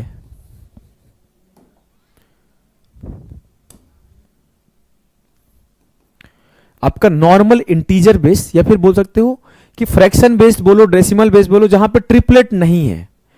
ट्रिपलेट नहीं है तो फ्रैक्शन, नॉर्मल फ्रैक्शन दे दिया गया पे, या फिर बोलोगे non triplet based. Non triplet based जहां पर डायरेक्ट आपको ट्रिपलेट नहीं दिया गया। और थर्ड बनता है वेरिएबल बेस्ड, जहां पर x y a b ऐसे दिया जाता है। 3 तरीके के सवाल बनते हैं, 3 तरह के सवाल बनते हैं। 7 को एक बार और समझा दे। 7 कभी पार कर गए थे भाई? अभी तो हम लोग 9 भी पार कर गए। 7 को एक बार आप ध्यान से देखना बाद में जाके, तो कुछ नहीं किया हूं, बस मल्टीप्लाई किया हूं और आंसर आ गया है। अगर फिर भी नहीं समझ में आएगा तो नेक्स्ट सेशन में दोबारा एक्सप्लेन कर दूंगा। ध्यान दो, हम लोग यहां पर 3 तरह के सवाल पढ़ रहे होंगे। अब मुझे पता है सबसे पहले हम लोग पढ़ेंगे ट्रिपलेट बेस्ड क्वेश्चन। अब आपको ट्रिपलेट याद है तो आप इजीली सवालों को कर पाओगे, नहीं याद है तो आपके लिए चैलेंजिंग हो जाएगा। और हमने इसीलिए सबसे पहले ही बताया था कि आपको ट्रिपलेट पर कमांड होना बहुत जरूरी है। अगर आप एग्जाम के पॉइंट ऑफ व्यू से पढ़ाई करते हो तो आपको ट्रिपलेट याद होना चाहिए, वहां भीड़ से बहुत आगे निकल जाओगे। अगर आपको ट्रिपलेट नहीं याद है आप टाइम लोगे। ठीक, देखो सवाल आपके सामने, consider a triangle P Q R right angle at R, R पर समकोण एक त्रिभुज पी क्यू आर है। बोला गया पी क्यू बराबर 29 है, क्यू आर बराबर 21 है। अब अदर बच्चा निकालेगा 29 का स्क्वायर माइनस 21 का स्क्वायर बराबर 10। तेज बच्चा साफ साफ बोलेगा 20, 21, 29 एक ट्रिपलेट होता है मास साहब, याद है? अरे बोलो कि हाँ सर याद है। सीजीएल का टारगेट बैच है भाई, जाओ प्रारंभ बैच ज्वाइन करो, सीजीएल का स्पेशल बैच है वो, सीजीएल सीडीएस सेसेट सबके लिए। मंतोष चटर्जी मेरे भाई, प्रारंभ बैच आपका अपडेटेड बैच है, इसमें 2024 के सारे लेटेस्ट पीवाईक्यू तक हमने करा रखे हैं। अब जो बैच भी आएगा अगर, तो कम से कम 3 से 4 महीने तो नहीं आएगा, अगर आएगा तो अगस्त सितंबर के बाद ही आएगा। मेरा ये काम नहीं है कि मैं रोज रोज बैच लॉन्च करूं हर महीने, मेरे यहाँ रोज रोज बैच नहीं आता है। आपके साल में एक बार या फिर 2 साल में एक बार बैच आता है। मेंस बैच आपके साल में 2 बार या 1 बार आते हैं, और आपके जो फाउंडेशन बैच होते हैं वो आपके 2 साल 3 साल पर 1 बार आता है।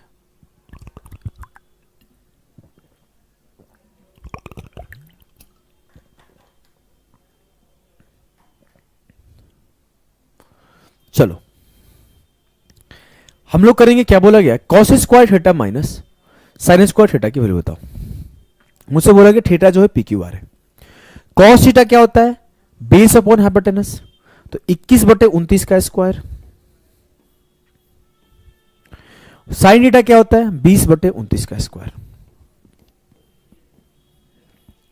ध्यान दो, 21 का स्क्वायर 441 माइनस 20 का स्क्वायर 400/29 का स्क्वायर 841, तो आंसर हो जाएगा 41/841। 41/841। क्लियर है? बताओ भाई, एक बार यस सर बोलना, हाँ सर क्लियर है। अगले सवाल को हम लोग सॉल्व कर रहे हो। गूडल पांडे, बिल्कुल अभी हमारे यहाँ ऑफलाइन कोई क्लास नहीं है, अगर अपकमिंग आने वाले टाइम में आएगा भी तो हम लोग पटना में ऑफलाइन आ रहे होंगे, लेकिन अभी करंटली कहीं पर नहीं है।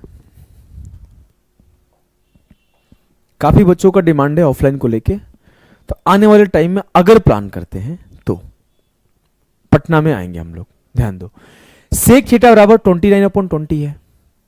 मुझसे पूछा गया cosec theta plus 3 cot theta का वैल्यू क्या होगा।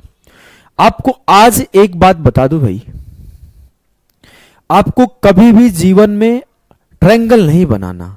मैंने पिछले सवाल में ट्रायंगल बना दिया था बस समझाने के लिए, और ट्रायंगल अगर आप बनाओगे तो आपके क्वेश्चन कभी सॉल्व करने में टाइम ज्यादा लग जाएंगे। आपको हमेशा टाइम सेव करना है, टाइम ओरिएंटेड हमारा पेपर होता है। आप पेपर में सिर्फ कॉन्सेप्ट सीख के नहीं सॉल्व कर सकते हो, तो फोकस करना। मुझसे बोला गया सेक थीटा की वैल्यू दी गई है और cosec theta plus cot theta का वैल्यू पूछा गया। आपको याद होना चाहिए, आपको हमेशा याद होना चाहिए कि साइन थीटा जो होता है वो आपका लंब बटे कर्ण या फिर परपेंडिकुलर अपॉन हाइपोटेनस होता है। कॉस थीटा जो होता है वो b/h या फिर आधार बटे कर्ण होता है, और जो tan थीटा होता है ये परपेंडिकुलर अपॉन बेस या फिर लंब बटे आधार होता है। जो tan थीटा कॉट थीटा हो गया ना, कॉट थीटा होता है, जो कॉट थीटा होता है वो आधार बटे लंब, जो सेक थीटा होता है वो कर्ण बटे आधार या फिर हाइपोटेनस अपॉन बेस, और जो कॉसेक थीटा होता है वो आपका होता है कर्ण बटे लंब। अब मुझे याद है सब कुछ, मुझे याद है, मैं पेन नहीं उठाऊंगा, देखो कितना तेज लिखूंगा। मुझे पता है सेक थीटा क्या होता है सर, हाइपोटेनस अपॉन बेस, मतलब हाइपोटेनस 29 है, बेस 20 है, तो परपेंडिकुलर कितना होगा 21। मुझे पता है 3 कॉसेक थीटा,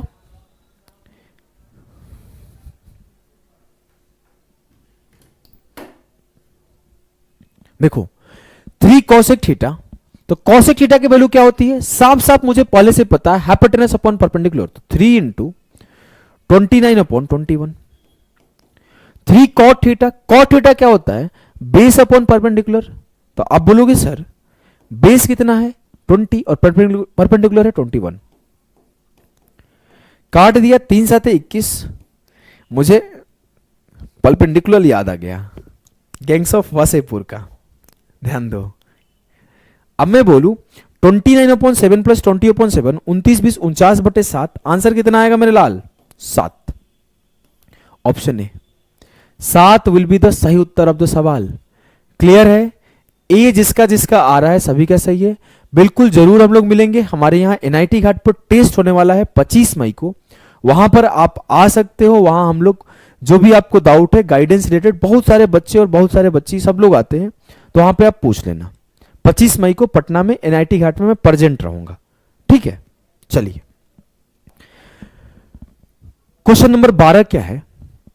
साइन थीटा बराबर है 15/17, 15 cot theta plus 17 sine theta upon 8 tan theta plus 16 sec theta का वैल्यू पूछा गया। अब मुझे पता है कि साइन थीटा बराबर है 15/17, बोलोगे हाँ सर।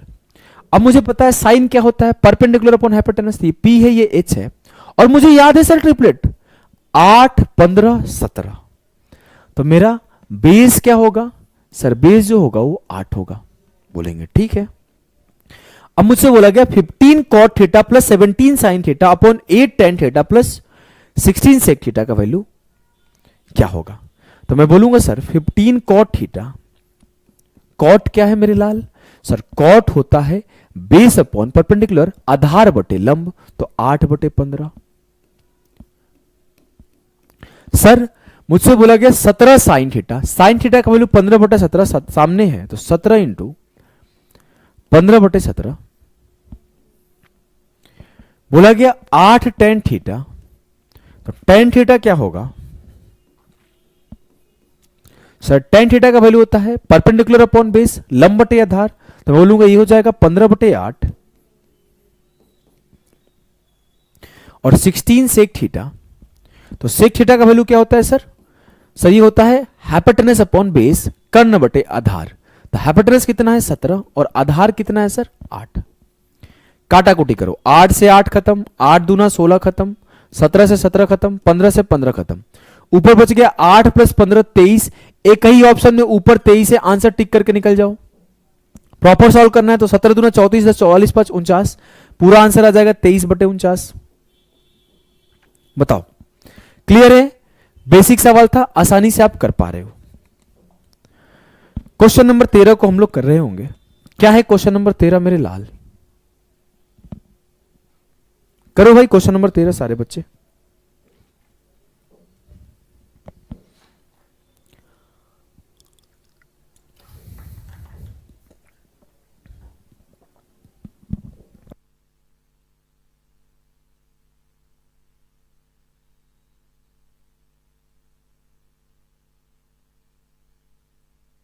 देखो कॉट थीटा का वैल्यू 4/3 दिया है। कॉट थीटा क्या होता है सर? कॉट थीटा होता है बेस अपॉन परपेंडिकुलर, तो ये बेस होगा और ये परपेंडिकुलर होगा, बोलेंगे हाँ सर बात तो आपका सही है, बेस अपॉन परपेंडिकुलर होता है। अब मैं अगर बोलूं कि cot theta base upon perpendicular होता है, मुझसे पूछा गया sec theta into 1 + cot square theta into cosec square theta minus cot square theta बटे कॉसेक क्यूब थीटा। इस सवाल को आपका जो बेहतर होगा वो ये होगा कि आप इसे बेसिक से मत करो। आपकी कुछ छोटी छोटी चीजें आपको याद होनी चाहिए। जैसे आपको एक पता होना चाहिए कि cosec square theta minus cot square theta बराबर 1 होता है, तो ये पार्ट तो 1 हो गया भाई। आपको जब ये cosec square theta minus cot square theta 1 याद है, तो आप बोलोगे सर जब मैं कॉट स्क्वायर थीटा को यहां ले जाऊंगा तो मैं ये बात भी बोल सकता हूं कि कॉसेक स्क्वायर थीटा बराबर 1 + कॉट स्क्वायर थीटा है। तो ये मेरा किसके बराबर है? Cosec square theta. और जैसे ही कॉसेक स्क्वायर थीटा के बराबर है तो काट दूंगा, तो ये कॉसेक थीटा नीचे बच जाएगा। और थोड़ी देर पहले एक बात बोला था कि आपको आने वाले टाइम में आगे बता रहा हूंगा, तो ये जो आगे क्या बता रहा हूंगा कि मैं ये बता रहा हूंगा कि टेन थीटा जो है ये तो सबको याद है कि sine theta upon cos theta के बराबर होता है। लेकिन अगर आप एक छोटी सी चीज आपको याद हो तो मैंने सिखाया था कि sine theta into cosec theta बराबर sine theta into cosec theta 1 के बराबर होता है। तो मैं ये बात बोल सकता हूं कि जो कॉसेक थीटा होगा 1/sin थीटा के बराबर होगा। और साथ के साथ यहां पर एक चीज और सिखाया था कि cos theta into sec theta भी 1 के बराबर होता है। तो आप ये भी बोल सकते हो कि जो सेक थीटा होगा 1/cos थीटा के बराबर होगा। तो जब इसको आप उल्टा करोगे, cos थीटा को 1/sec थीटा लिखोगे और sin थीटा को 1/cosec थीटा लिखोगे, तो आपको एक और चीज मिलेगा कि जो sec theta upon cosec theta होता है ये भी tan थीटा के बराबर होता है। और साथ के साथ यहीं पर आप ये चीज भी लिख लोगे कि जो cot थीटा होता है ये cos theta upon sine theta के साथ साथ cosec theta upon sec theta के भी बराबर होता है। मतलब I can easily say sir कि सेक बटे कॉसेक जो है वो tan थीटा के बराबर है। और ये बात तो मुझे पता ही पता है कि cot theta into tan theta एक होता है। तो मैं ये बात बोल सकता हूं कि tan बराबर 1/cot, cot बराबर 1/tan, जो tan का वैल्यू उसका उल्टा cot का वैल्यू, जो cot का वैल्यू उसका उल्टा tan का वैल्यू। cot का वैल्यू 4/3 तो tan का वैल्यू 3/4, tan का वैल्यू 3/4। ऑप्शन सी जो होगा इस सवाल का सही उत्तर होगा। सी जिसका जिसका आ रहा है सबका सही आ रहा है। Don't forget your home town at least. अरे होम टाउन कहां भूलेंगे, हमेशा आते जाते रहते हैं भाई, घर परिवार छूट थोड़ी जाता है। चलो क्लियर है, एक बार बताओ सारे बच्चे। अगर क्लियर है तो क्वेश्चन नंबर 14 करो फटाफट से। क्वेश्चन नंबर 14 करो फटाफट से।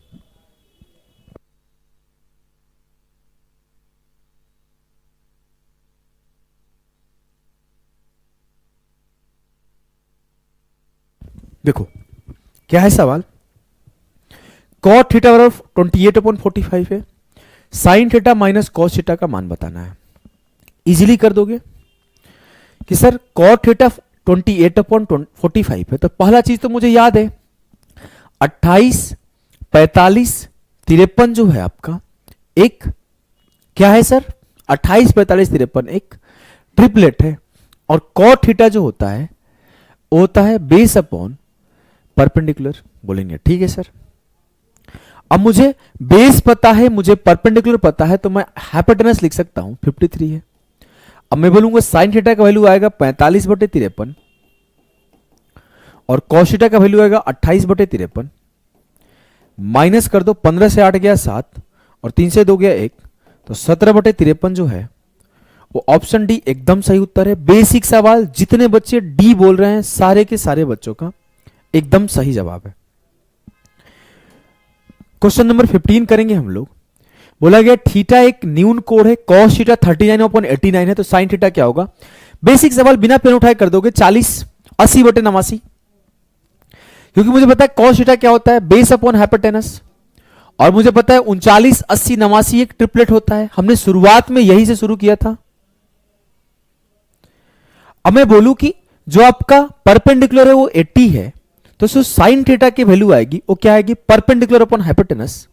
तो इजीली बोल दोगे कि 80/89, गेम खत्म। क्लियर है। आप यहां पर ऐसे भी सोच सकते हो, कैसे क्या सोच सकते हो, याद है तो आसानी से कर दोगे, नहीं याद है तो टाइम लग जाएगा। अगर मैं आगे बढ़ूं, इफ cos a बराबर 63/65, आपको याद है कि 16 63 65 एक ट्रिपलेट है, तो इजीली करोगे, नहीं याद है तो आप टाइम ले लोगे। जैसे मैं बोलूं कि cos a बराबर क्या होता है सर, बेस अपॉन हाइपोटेनस। अब मुझे पता चल गया कि बेस आपका 63 है और हाइपोटेनस आपका 65 है, तो परपेंडिकुलर आपका 16 होगा। बोलेंगे हाँ सर। मुझसे पूछा है tan a plus cot a का नियरेस्ट वैल्यू बताना है। tan a क्या होता है, tan a होता है परपेंडिकुलर अपॉन बेस, तो 16/63। और cot a क्या होता है सर, cot a होता है 63/16। जैसे जो तेज बच्चा होगा उसे ये बात पता होगा कि tan a plus cot a को हम लोग लिख सकते हैं 1/sin a into cos a, लेकिन फिर भी हमने नहीं लिखा, उतना ऊपर तक अभी नहीं जा रहे हैं, आराम आराम से कर रहे हैं। ये हो जाएगा 16 का स्क्वायर, ये हो जाएगा 63 का स्क्वायर, तो 16 का स्क्वायर प्लस 63 का स्क्वायर अपॉन 16 इंटू 63। अब मुझे ये बात पता है कि 16 63 65 जो है एक ट्रिपलेट है, तो आप इजीली बोल सकते हो कि 16 का स्क्वायर प्लस 63 का स्क्वायर बराबर 65 का स्क्वायर। बोलेंगे हाँ सर। तो ये 65 का स्क्वायर अपॉन 16 गुणे 63 है। अगर मैं सॉल्यूशन करूं तो 65 का स्क्वायर हो जाएगा 4225, तो ये 16 गुणे 63 है। अब मैं काटाकूटी करूंगा, यहां पर मेरे पास कोई और ऑप्शन नहीं है। ए कुछ लोग आंसर बता रहे, कुछ लोग सी बता रहे, कुछ लोग डी बता रहे हैं, और कुछ ज्ञान दे रहा है एक। देखो अगर मैं आगे बोलूं तो मैं ये बोलूंगा कि काटा गोटी लगाऊंगा सर, बोलेंगे हाँ काटा गोटी लगाते हैं। देखो 16 से काटा, 16 दूना 32, 10 बच गया, 16 से 96, 6 बच गया, 16 चौके 64, पॉइंट समथिंग समथिंग समथिंग जाएगा। काट दूं तो फिर से मैं काट सकता हूं, किससे काटूं, 7 से काट दूं, 7 9 63, 7 से काटा, 7 3 21, 5 बचा, 7 7 49, कितना बचा, 5 बचा, 7 7 49, 37.777 आगे जा रहा है। 9 से काट दूं तो 9 चौके 36, 9 एकम 9, आगे 9 9 81, लगभग 4.19 जो आएगा वो सही उत्तर आएगा। हमने कुछ नहीं किया, बेसिक फैक्टराइजेशन से हमने काट दिया तो लगभग 4.19 सही उत्तर आया। क्लियर है, समझ में आया? यस सर लिखना। यहां से हम लोग कर रहे होंगे, क्या कर रहे होंगे, टाइप 2 के सवाल जहां पे नॉन ट्रिपलेट बेस्ड सवाल मिलेंगे। टाइप 2 के सवाल को यहां से हम लोग कर रहे होंगे, ध्यान दो। अभी तक आप टाइप 1 के सवाल को कर रहे थे जहां पर आपके ट्रिपलेट बेस्ड क्वेश्चन थे, और यहां आप टाइप 2 के सवाल को कर रहे हो जहां पे नॉन ट्रिपलेट बेस्ड क्वेश्चन है। देखो अगर मैं आगे बात बोलूं कि what is the value of sec T if tan t बराबर है 1/3, कई तरीका है इस सवाल को सॉल्व करने का। आप sec square theta minus tan square theta का भी कॉन्सेप्ट लगा सकते हो। बोलोगे हाँ सर। आप अगर इसे बेसिक ट्रायंगल के बेसिक तरीके से आप करना चाहते हो तो भी आप इसे कर सकते हो। अब मैं अगर बोलूं सर कैसे करें, आओ करते हैं। हमने बोला tan थीटा किसका वैल्यू होता है, tan थीटा होता है परपेंडिकुलर अपॉन बेस, तो ये 1/3 है। बोलेंगे हाँ सर। अब मुझे पता है कि जो h होता है वो क्या होता है sir, P square plus B square के बराबर होता है। बोलेंगे ठीक है। बेसिक की तरह ऐसे नहीं करोगे सर, यहां पर 1 हो गया, यहां पर 3 हो गया, तो 1 का स्क्वायर प्लस 3 का स्क्वायर बराबर h का स्क्वायर, तो h का स्क्वायर हो जाएगा 3 का स्क्वायर 9 और 1 10, तो h बराबर हो जाएगा रूट का 10, तो इसकी वैल्यू रूट का 10 हो गई। मुझसे पूछा जा रहा है सेक टी की वैल्यू क्या होगी, तो जो सर सेक टी होता है वो हो जाएगा आधार और कर्ण के बीच का रिलेशन, तो कर्ण बटे आधार √10/3। ये आपका बेसिक तरीका है, ये आपका बेसिक तरीका है, लेकिन पेपर में ऐसे नहीं करना। ये सब पेपर ओरिएंटेड तरीका नहीं है। ठीक है इसे आता है ऐसे कर लेता हूं, पेपर ओरिएंटेड तरीका नहीं है ये। पेपर ओरिएंटेड तरीका आपको सीखना बहुत जरूरी है। बोला गया है कि आपको सेक टी की वैल्यू बतानी है। सर सेक टी होता क्या है, ये होता है हाइपोटेनस अपॉन बेस, यही होता है ना। और मेरे सामने दिया क्या है, मेरे सामने दिया है परपेंडिकुलर अपॉन बेस। ठीक, मुझे हाइपोटेनस चाहिए, तो पी का स्क्वायर प्लस बी का स्क्वायर, तो 1 का स्क्वायर 1, 3 का स्क्वायर 9, 9 1 10, √10 और नीचे 3 आएगा, √10 ऊपर आएगा नीचे 3 आएगा। ऑप्शन सी, बिना पेन उठाए बस आपको देखना है और फटाफट से कर देना है। ठीक है, चलिए क्वेश्चन नंबर 18 को सॉल्व करने की कोशिश करो। बोला गया tan a की वैल्यू जो है 3/5 है, तो आपसे cos a की वैल्यू पूछी गई है। अब मुझसे tan a की वैल्यू 3/5 है, तो tan a क्या होता है सर, ये परपेंडिकुलर अपॉन बेस होता है। cos a हमसे पूछा गया है, तो tan a आपका 3/5 है, तो ये क्या होता है, ये परपेंडिकुलर होता है, ये बेस होता है। cos a की वैल्यू क्या होती है sir, base upon hypotenuse. It means कि 5 ऊपर आएगा। सर इसमें 5 ऊपर नहीं है, इसमें 5 ऊपर नहीं है, इसमें 25 ऊपर है, इसमें 5 ऊपर है। Option D. सर मुझे इतना तो क्लियर है ना कि बेस जो है ऊपर आएगा और बेस जो है 5 है, तो 5 ऊपर आएगा, आंसर हो गया 5 समथिंग। अब वो समथिंग अगर निकालना पड़ जाए तो निकाल भी सकते हो कि 3 का स्क्वायर प्लस 5 का स्क्वायर, तो 9 + 25 34 जो आ जाएगा, हाइपोटेनस आ जाएगा। क्लियर है, क्लियर है कि नहीं है? आसानी से सारे बच्चे कर पा रहे हो तो यस सर कमेंट करना। Sir please how to contact, tell how to contact. आप हमारी टीम को कॉन्टेक्ट करिए।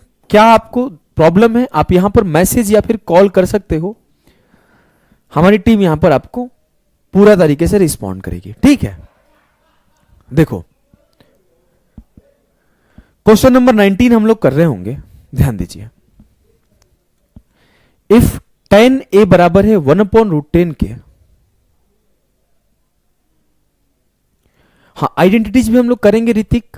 आपको शायद शुरुआत में नहीं आए थे, आप अगर देखोगे तो हमने प्रॉपर लिख रखा है कि हम लोग 4 क्लासेस में कैसे पढ़ने वाले हैं।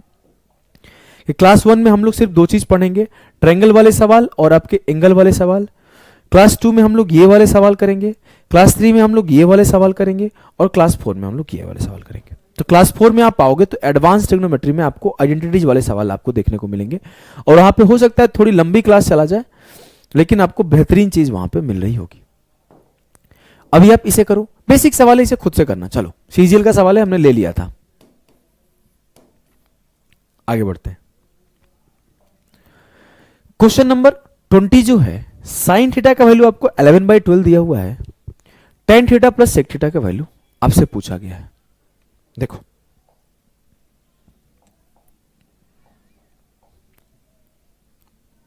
ध्यान दीजिए भाई, साइन थीटा का वैल्यू आपको 11/12 है, tan theta plus sec theta का वैल्यू पूछा गया है। ये आपका परपेंडिकुलर है, ये आपका हाइपोटेनस है। बोलेंगे ठीक है सर, बिल्कुल ठीक है। अगर मैं बोलूं कि tan theta plus sec theta का वैल्यू हमें निकालना है, tan theta plus sec theta का वैल्यू निकालना है, तो टेन क्या होता है? ये होता है परपेंडिकुलर अपॉन बेस, और ये होता है हाइपोटेनस अपॉन बेस। मतलब मेरा जो आंसर आएगा perpendicular plus hypotenuse upon base आएगा। तो 11 प्लस 12 अंडर रूट 11 प्लस 12 जो 23 आएगा वो सही आएगा। बोलोगे हाँ सर, तो ऊपर में 23 कहां पर है? सर एक ही ऑप्शन में ऊपर में 23 है, बात खत्म। लेकिन यार कुछ नीचे तो आना चाहिए था ना, गड़बड़ हो रहा है ना, मजा नहीं आ रहा है। ऊपर में 23 तो आना चाहिए था ना, नीचे भी तो कुछ आना चाहिए। 11 का स्क्वायर प्लस 12 का स्क्वायर अधूरा है क्या ये आंसर? सी बोल रहे हो, सी सही है। देखते हैं ना, सॉल्व करके देखते हैं। देखो, अगर मैं आपके सामने बेस निकाल रहा हूं तो बेस क्या आएगा? सर बेस आ जाएगा 12 का स्क्वायर माइनस 11 का स्क्वायर। अब बोलोगे 12 माइनस 11, 12 प्लस 11, तो ये हो जाएगा अंडर रूट 23। अरे आसान सवाल है यार। तो मैं बोलूंगा P प्लस एच, तो 11 प्लस 12 बटे रूट 23, तो 23 बटे रूट 23 आपका कट जाएगा भाई, तो आंसर आ जाएगा root 23, option C. Question number 21 हम लोग कर रहे होंगे। बेसिक सवाल है भाई कि अगर साइन थीटा बराबर है रूट 13 साइन थीटा बराबर है 2 के, तो आप इजीली ये बात बोल सकते हो कि साइन थीटा जो होगा वो 2 बाई रूट 13 के होगा। बोलेंगे हाँ सर। अब मुझे 3 tan theta plus root 13 sine theta बटे root 13 cos theta minus 3 tan theta का वैल्यू निकालना है।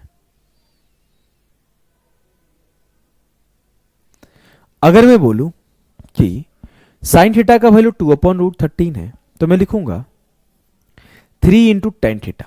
अब मुझे ये परपेंडिकुलर, ये आपका हाइपोटेनस, तो मैं जो बेस लिखूंगा क्या लिखा हुआ? सर बेस होता है हाइपोटेनस का स्क्वायर माइनस परपेंडिकुलर का स्क्वायर। तो रूट 13 का स्क्वायर 13 माइनस 2 का स्क्वायर 4, 13 से 4 गया 9, 9 का स्क्वायर रूट करूंगा तो 3 आ जाएगा। आपको कभी पेन नहीं उठाना है, ये छोटी छोटी चीजें आपको इसको लिख लिख के करोगे तो आपका टाइम बर्बाद हो जाएगा। ऐसे सवालों में आपको समय बचाना होता है। अगर मैं बोलूं तो ये 3 है, बोलेंगे हाँ सर ये 3 है। अब tan थीटा का वैल्यू क्या होता है? सर tan थीटा का वैल्यू होता है परपेंडिकुलर अपॉन बेस, तो 2/3 root 13 sine theta. Sine theta का वैल्यू 2/√13 है। Sir 13 root 13 cos theta, cos theta का वैल्यू हो जाएगा 3/√13। 3 tan थीटा, तो tan थीटा का वैल्यू हो जाएगा 2/3। सॉल्व करो, रूट 13 से रूट 13 खत्म, 3 से 3 खत्म, 3 से ऊपर बच जाएगा 2 + 2 4, और नीचे बच जाएगा 3 - 2 1, 4/1। ऑप्शन डी 4 जो है वो करेक्ट आंसर है। क्लियर है? बताओ भाई, चीजें आपको समझ में आ रही है? चीजें आपको समझ में आ रही है? आपके सामने CHSL 2023 का सवाल सिमिलर टाइप का सवाल है, टाइप बिल्कुल अलग नहीं है, तो इसे खुद से कर लेना। परपेंडिकुलर अपॉन हाइपोटेनस दिया हुआ है, तो ऊपर 43 आएगा ही आएगा, ऑप्शन बी आंसर होगा। सॉरी, बेस अपॉन परपेंडिकुलर होता है ना, तो नीचे 43 आएगा ही आएगा, तो डी आंसर होगा। अगर ये परपेंडिकुलर है, ये हाइपोटेनस है, तो कॉट थीटा का वैल्यू क्या होता है, बी अपॉन पी होता है। सर पी तो नीचे आएगा ही, एक ही ऑप्शन में पी है, टिक करके निकल जाओ, टाइम बर्बाद क्यों करना, है कि नहीं है? बोलोगे हाँ सर। आगे बढ़ते हैं। tan थीटा का वैल्यू पूछा गया, परपेंडिकुलर अपॉन हाइपोटेनस दिया हुआ है, ऊपर तो 21 आएगा ही आएगा। सर एक ही ऑप्शन में ऊपर 21 है, खेल खत्म। एक ही ऑप्शन में ऊपर 21 है, तो इजीली आप कर सकते हो। बताओ भाई, क्योंकि मुझे पता है sin थीटा होता है परपेंडिकुलर अपॉन हाइपोटेनस और tan थीटा होता है परपेंडिकुलर अपॉन बेस।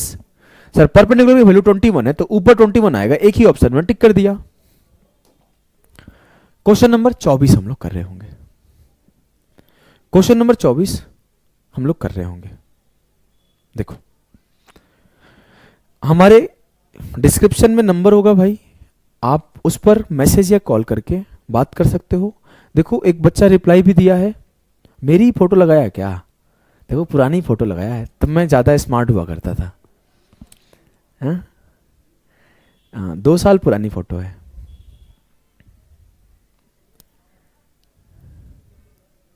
अब तो आंखें भी कमजोर हो गई, चश्मे लग गए, तब चश्मे भी नहीं थे।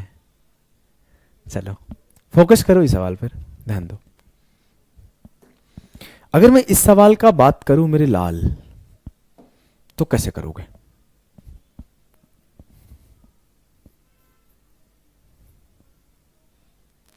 देखो एक तरीका तो आपके सामने यह है इस सवाल को करने का कि कॉटे का वैल्यू आपको दिया गया है 7, बोलेंगे हाँ सर।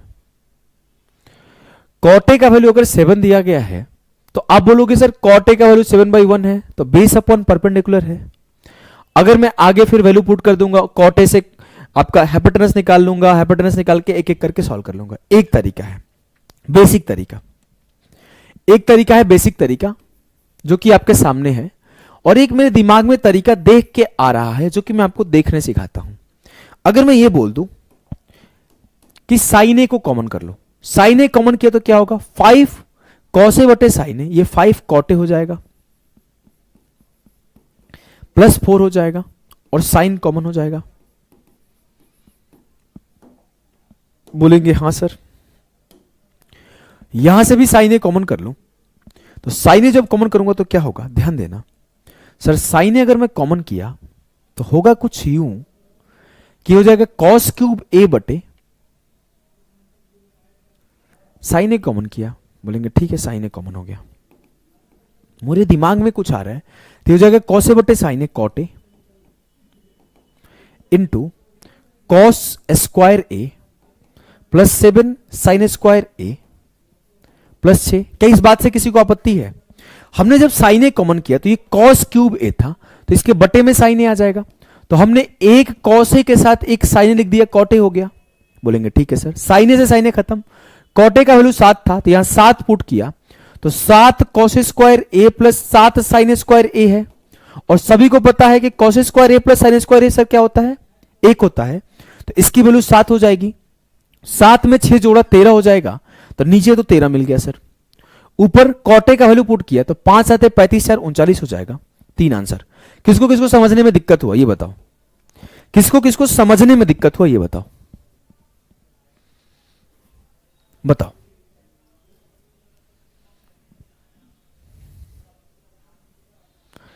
किसको किसको समझने में दिक्कत हुआ? हमने किया क्या है मैं एक बार फिर से एक्सप्लेन कर रहा हूं, जिससे आपको चीजें थोड़ी और आसानी से समझ में आ जाए। बेसिक से नहीं कर रहे हम लोग, थोड़ा सोच रहे हैं इस सवाल में। सोच क्या रहे हैं कि साइन ए को कॉमन किया तो ये हो गया कॉस ए बटे साइन ए, 5 कॉट ए। बोलेगे हाँ सर। अब हमने साइन ए कॉमन किया तो यहां क्या बचा, साइन स्क्वायर है, यहां बच गया 1, और यहां कॉस क्यूब बटे साइन ए है, तो कॉस क्यूब बटे साइन ए को ऐसे लिख दिया, कॉस ए बटे sine A into cos square A. तो कॉस ए बटे साइन ए क्या हो गया, cot A, cot A into cos square A हो गया। और मुझे पता है कॉट ए का वैल्यू 7 है, तो 7 cos square A plus 7 sine square ए, और मुझे बचपन से पता है कि cos square A plus sign square ए 1 होता है। इसमें 7 मल्टीप्लाई हो जाएगा, तो 7 इंटू 1 7 हो जाएगा, तो इसकी वैल्यू 7 हो गई। 7 में 6 जोड़ा, नीचे 13 हो गया, ऊपर कॉटे का वैल्यू 7 पुट किया तो 5 7 35 4 39 हो गया, 39 बटे 13 3 हो जाएगा। क्लियर है? समझ में आया कि नहीं आया? क्वेश्चन नंबर 25 हम लोग कर रहे होंगे। बढ़िया सवाल आप सभी के सामने है। क्वेश्चन नंबर 25 एक बहुत ही बढ़िया सवाल आपके सामने है, ध्यान दो।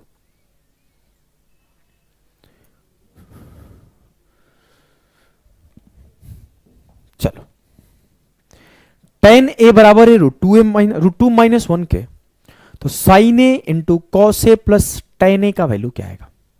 देखो भैया, कोई दिमाग तो लगा नहीं पा रहा हूं मैं, कोई शॉर्ट ट्रिक भी नहीं लगा पा रहा हूं, करना तो पड़ेगा खुद से ही। अगर मैं बोलूं tan a का वैल्यू √2 माइनस 1 है, tan थीटा होता क्या है सर? tan थीटा होता है परपेंडिकुलर अपॉन बेस। मुझे परपेंडिकुलर पता है, मुझे बेस पता है, मुझे हाइपोटेनस निकालना पड़ेगा। कोई ऑप्शन नहीं है मेरे पास, कोई ऑप्शन नहीं है तो निकालता हूं भाई। मैं बोलूंगा परपेंडिकुलर का स्क्वायर प्लस बेस का स्क्वायर, तो √2 माइनस 1 का स्क्वायर, √2 का स्क्वायर 2, 1 का स्क्वायर 1, और ये हो जाएगा 2√2 प्लस 1 का स्क्वायर 1, 2 1 3 1 4, 4 माइनस 2√2। ये किसका वैल्यू हो गया? ये हाइपोटेनस का वैल्यू हो गया। बोलेंगे हाँ सर। अब मैं अगर आगे गया तो मुझे चाहिए क्या? साइन ए बटे कॉस ए। तो साइन ए की वैल्यू हो जाएगी √2 minus 1 upon this, cos A की वैल्यू हो जाएगी 1 अपॉन दिस। तो मुझे पता है ये क्या है? P बाई एच, और ये B बाई एच, तो एट द एंड बनेगा P इंटू बी बटे एच स्क्वायर। तो P into B √2 minus 1 into 1, तो ये √2 माइनस 1 बटे इसका स्क्वायर हो जाएगा 4 माइनस 2√2। अगर जैसे 2√2 कॉमन कर लो, देखो क्या हो जाएगा। 2√2 कॉमन कर लिया तो ये हो गया √2 माइनस 1। समझे? अरे बोलो, समझे कि नहीं समझे? कट गया ना, गेम हो गया। हमने उस 4 यहां पर स्क्वायर किया था तो 4 माइनस 2√2 था, 2√2 कॉमन भी कर लिया, तो 2√2 कॉमन करने के बाद √2 माइनस 1 बच गया, और tan है तो मुझे √2 माइनस 1 पहले से ही दिया हुआ था, इससे ये खत्म हो गया। तो मुझे मिला 1 अपॉन 2√2 प्लस √2 माइनस 1। बड़ा अजीब सवाल था, क्या करूं अब बताओ, क्या करूं अब? कुछ दिख रहा है? मुझे तो कुछ दिख ही नहीं रहा है यार, आंख भी पेन करने लगा। चलो आओ देखते हैं आगे। देखो, अगर इस 2√2 को मल्टीप्लाई करूं तो ये हो जाएगा 1, 2√2 मल्टीप्लाई को 2 दूना 4 माइनस 2√2 अपॉन 2√2, ये हो जाएगा 5 माइनस 2√2 अपॉन 2√2। अगर मैं देखो किसी भी ऑप्शन के नीचे 2√2 नहीं है तो ऊपर नीचे √2 से मल्टीप्लाई कर दिया,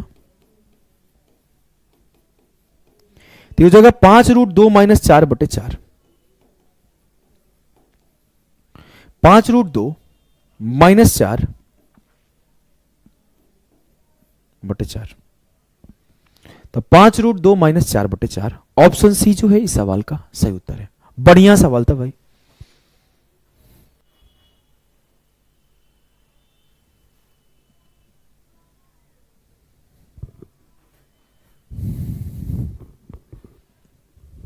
क्लियर है? बताओ। हमारी टीम को मैसेज करो भाई, इंडियन रेलवे, हमारी टीम आपको प्रॉपर गाइड कर देगी क्या करना है। ठीक है, बढ़िया सवाल था। क्वेश्चन नंबर 26 पर मूव करते हैं।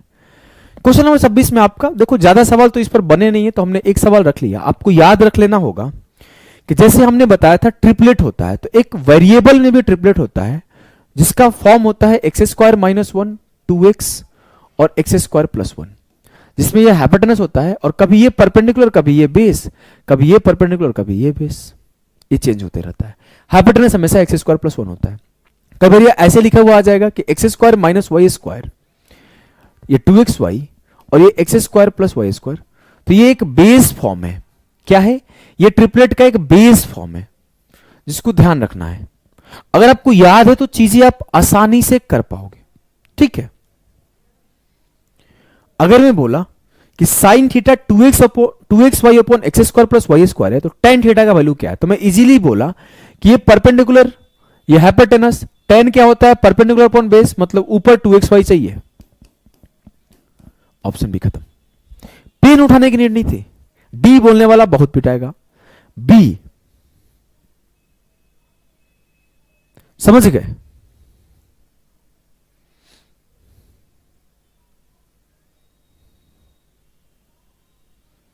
समझ में आ रहा है? बस आपको यहां यह देखना था कि 2xy देखो और आंसर टिक करो। पिछले सवाल का कोई अप्रोच नहीं है, यही अप्रोच है और कोई अप्रोच नहीं है। अगर आप कोई अप्रोच जबरदस्ती का लगा दोगे अप्रोक्सीमेशन वगैरह का, लेकिन पेपर में लगाना डिफिकल्ट है। क्वेश्चन नंबर 27 कर रहे होंगे हम लोग। देखो यहां पर एक चीज आपको सिखा दूं। हमने बोला ये थीटा है, ये 90 है। अब मुझे छोटी सी एक बात मुझे पता होनी चाहिए, एक छोटी सी बात मुझे पता होना चाहिए कि किसी भी ट्रायंगल के तीनों एंगल का सम 180 डिग्री होता है। बोलेंगे हाँ सर। अगर ये थीटा है और ये 90 है तो ये 90 माइनस थीटा हो जाएगा। बोलेंगे हाँ सर। अगर मैं आपसे बोल दूं कि साइन थीटा की वैल्यू क्या होगी, अगर ये x है और ये y है, ये z है, तो आप बोलोगे सर x y z। अगर मैं आपसे बोल दूं cos थीटा की वैल्यू क्या होगी, तो आप इजीली बोल दोगे सर cos थीटा की वैल्यू हो जाएगी बेस अपॉन हाइपोटेनस y बटे z। और मैं अगर यहीं पर ये पूछ दूं कि साइन 90 माइनस थीटा की वैल्यू क्या आएगी, या फिर cos 90 माइनस थीटा की वैल्यू क्या आएगी, तो आप बोलोगे सर आपने ये बात सिखाया था कि एंगल के जो सामने होता है उसी को परपेंडिकुलर बोलते हैं। एंगल के जो सामने होता है उसी को परपेंडिकुलर बोलते हैं। एंगल के सामने ये है तो अब मेरी परपेंडिकुलर ये है, और साइन थीटा होता है परपेंडिकुलर अपॉन हाइपोटेनस, तो ये साइन 90 माइनस थीटा हो जाएगा y बटे z। तो मुझसे ये पता चला कि cos थीटा बराबर होता है साइन 90 माइनस थीटा के। जब मैं cos 90 माइनस थीटा निकालूंगा तो सर 90 माइनस थीटा के सामने वाला परपेंडिकुलर हो जाएगा, तो ये हो गया बेस, तो इसकी वैल्यू हो जाएगी x बटे z। तो यहां से ये प्रूफ होता है कि साइन थीटा बराबर होता है cos 90 माइनस थीटा के। तो आप ये याद भी कर सकते हो, यहां के बाद आप याद कर सकते हो कि साइन थीटा या फिर साइन 90 माइनस थीटा बराबर cos theta, cos 90 minus theta बराबर sine theta, tan 90 minus theta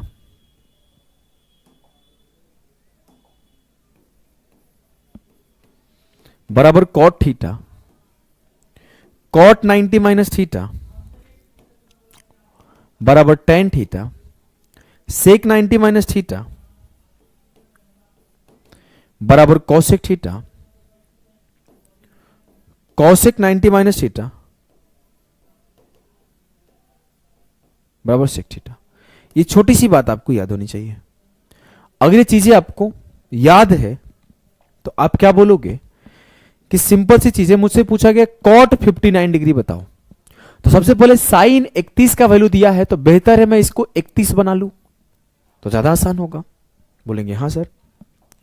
तो cot 59 को लिख सकता हूं cot 90 माइनस 31। बोलोगे हाँ सर।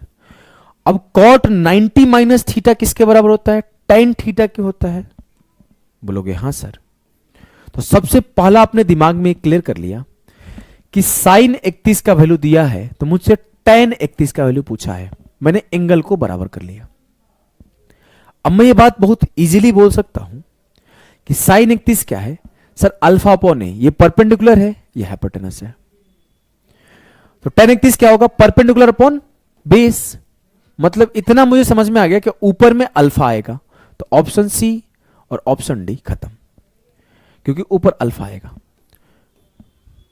अब मैं बोलूं कि सर हाइपोटेनस 1 है तो मेरा बेस क्या होगा, तो बेस होगा 1 माइनस अल्फा का स्क्वायर, तो 1 माइनस अल्फा का square, alpha upon 1 minus alpha का स्क्वायर।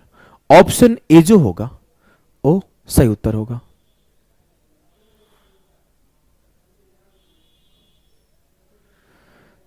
सर बस इतना समझ नहीं आ रहा ट्रिग्नोमेट्री में कि हम कैसे पता लगा सकते हैं कि कब tan को साइन कॉस में बदलना है या कॉट को tan में बदलना है आइडेंटिटी बेस्ड सवाल में। मेरे भाई हर्ष, ये प्रैक्टिस की चीज है, जितना ज्यादा आप प्रैक्टिस करोगे टाइम के साथ आप सीखते चले जाओगे।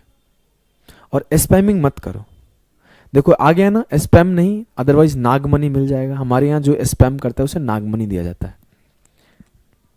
Last but not the least, question जो है आपके सामने है, cos 24 डिग्री की वैल्यू m/n है। और आपसे cosec 24 degree minus cos 66 degree की वैल्यू पूछा गया है। पहला चीज क्या, इस cos 66 को मैं क्या लिख सकता हूं, cos 90 माइनस 24, और cos 90 माइनस थीटा किसके बराबर होता है सर, ये होता है साइन थीटा के। अब मैं अगर बोलूं cosec 24 डिग्री और साइन 24 डिग्री का वैल्यू निकालना है, मुझे किसका वैल्यू पता है, cos 24 का वैल्यू पता है। cos 24 क्या होता है सर, cos थीटा होता है बेस अपॉन हाइपोटेनस, और साइन थीटा क्या होगा, तो साइन 24 की वैल्यू हो जाएगी परपेंडिकुलर अपॉन हाइपोटेनस। तो हाइपोटेनस तो पता है, परपेंडिकुलर निकालना पड़ेगा, तो ये हो जाएगा हाइपोटेनस का स्क्वायर माइनस बेस का स्क्वायर, तो under root N square minus M square.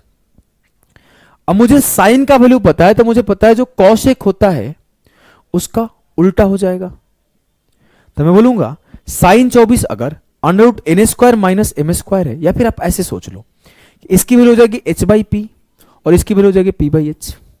अब मुझे पता है कि ये मेरा क्या है पी और ये क्या है एच, तो ये हो जाएगा H square minus P square बटे पी एच।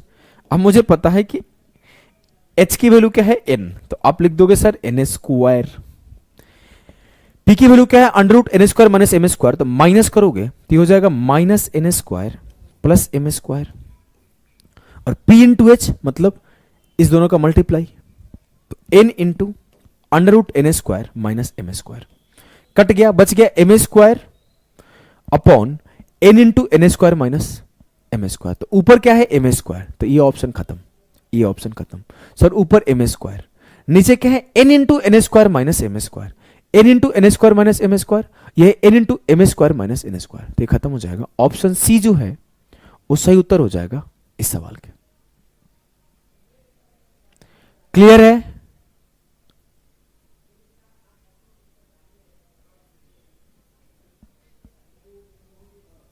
समझ में आया? अगर आपको चीजें समझ में आया तो कैसा लगा क्लास आपको ये बताना है कमेंट करके। कमेंट में आपको अपना रिव्यू देना है, मजा आया नहीं आया, सर किस तरह का क्लास लगा। कमेंट में आप अपना अटेंडेंस भी लगाओगे कि डिड इट सर, कंप्लीट किया, आखिरी तक रुक पाया। कुछ बच्चे के अंदर पेशेंस खत्म हो गया है, वो पूरा नहीं पढ़ते हैं, तो आपको ये कमेंट करना है did it sir session and होने के बाद। और अगर मैं बोलूं कि आज का सेशन कैसा लगा, तो ये भी आपको रिव्यू देना है कि मजा आया कि नहीं आया, क्योंकि अभी तो शुरुआत है, अभी आज फर्स्ट डे था, अभी अगले 19 दिन और आपको ढंग से पढ़ना है। और अगर आप बेसिक बिगिनर स्टूडेंट हो, अगर आपको गणित में दिक्कत होती है, बिल्कुल समझ में नहीं आता है, तो आप ज्वाइन कर सकते हो प्रारंभ बैच। प्रारंभ बैच में आपको बेसिक से उठा के टॉप लेवल तक चीजें सिखाई गई है, बहुत ही डिटेल में चीजों को सिखाई गई है, बेहतर तरीके से। अगर कोई आपके आस पड़ोस में दोस्त यार भाई प्यार मोहब्बत कोई भी हो, उनसे आप सलाह ले सकते हो और इसके बारे में पूछ सकते हो। अगर मैं बोलूं कि आप चाहते हो नहीं सर मेरा बेसिक कंप्लीट है, सिर्फ मुझे मॉडरेट से डिफिकल्ट सवाल करने हैं जो मुझे फंसा देते हैं मॉक टेस्ट में और पेपर में, जैसे हमें पता है कि आप कहां पे फंस सकते हो, किस सवाल में आपको पेन रुक सकता है, किस टाइप के सवाल में आपकी प्रॉब्लम होगी, कहां पे आप नर्वस होगे, कहां पे आपको कैलकुलेशन में दिक्कत होगी, सिर्फ उन्हीं टाइप के स्पेशल क्वेश्चन को पढ़ना है। तो you can join Parinam batch, जहां पर आपके सिर्फ स्पेसिफिक क्वेश्चन कराया जाता है जो डिफिकल्ट और मॉडरेट होते हैं, जो पेपर में आपको फंसा सकते हैं। ये बैच अभी लाइव है, नया स्टार्ट हुआ है, सिर्फ 2 क्लास इसमें गई है, तो अभी आप ज्वाइन करोगे तो हमारे साथ लाइव पढ़ सकते हो। ये मेंस ओरिएंटेड बैच है। अगर आप रिजल्ट ओरिएंटेड अप्रोच सीखना चाहते हो और साथ में पढ़ना चाहते हो तो you can join Parinam batch. तो अभी के लिए इतना ही। सभी को नमस्कार, tata, bye bye, good night. कैसा लगा क्लास कमेंट करना है, और हमारे चैनल पर अगर आप पहली बार आए हो तो चैनल को सब्सक्राइब करना है और अदर बच्चों तक शेयर भी करना है।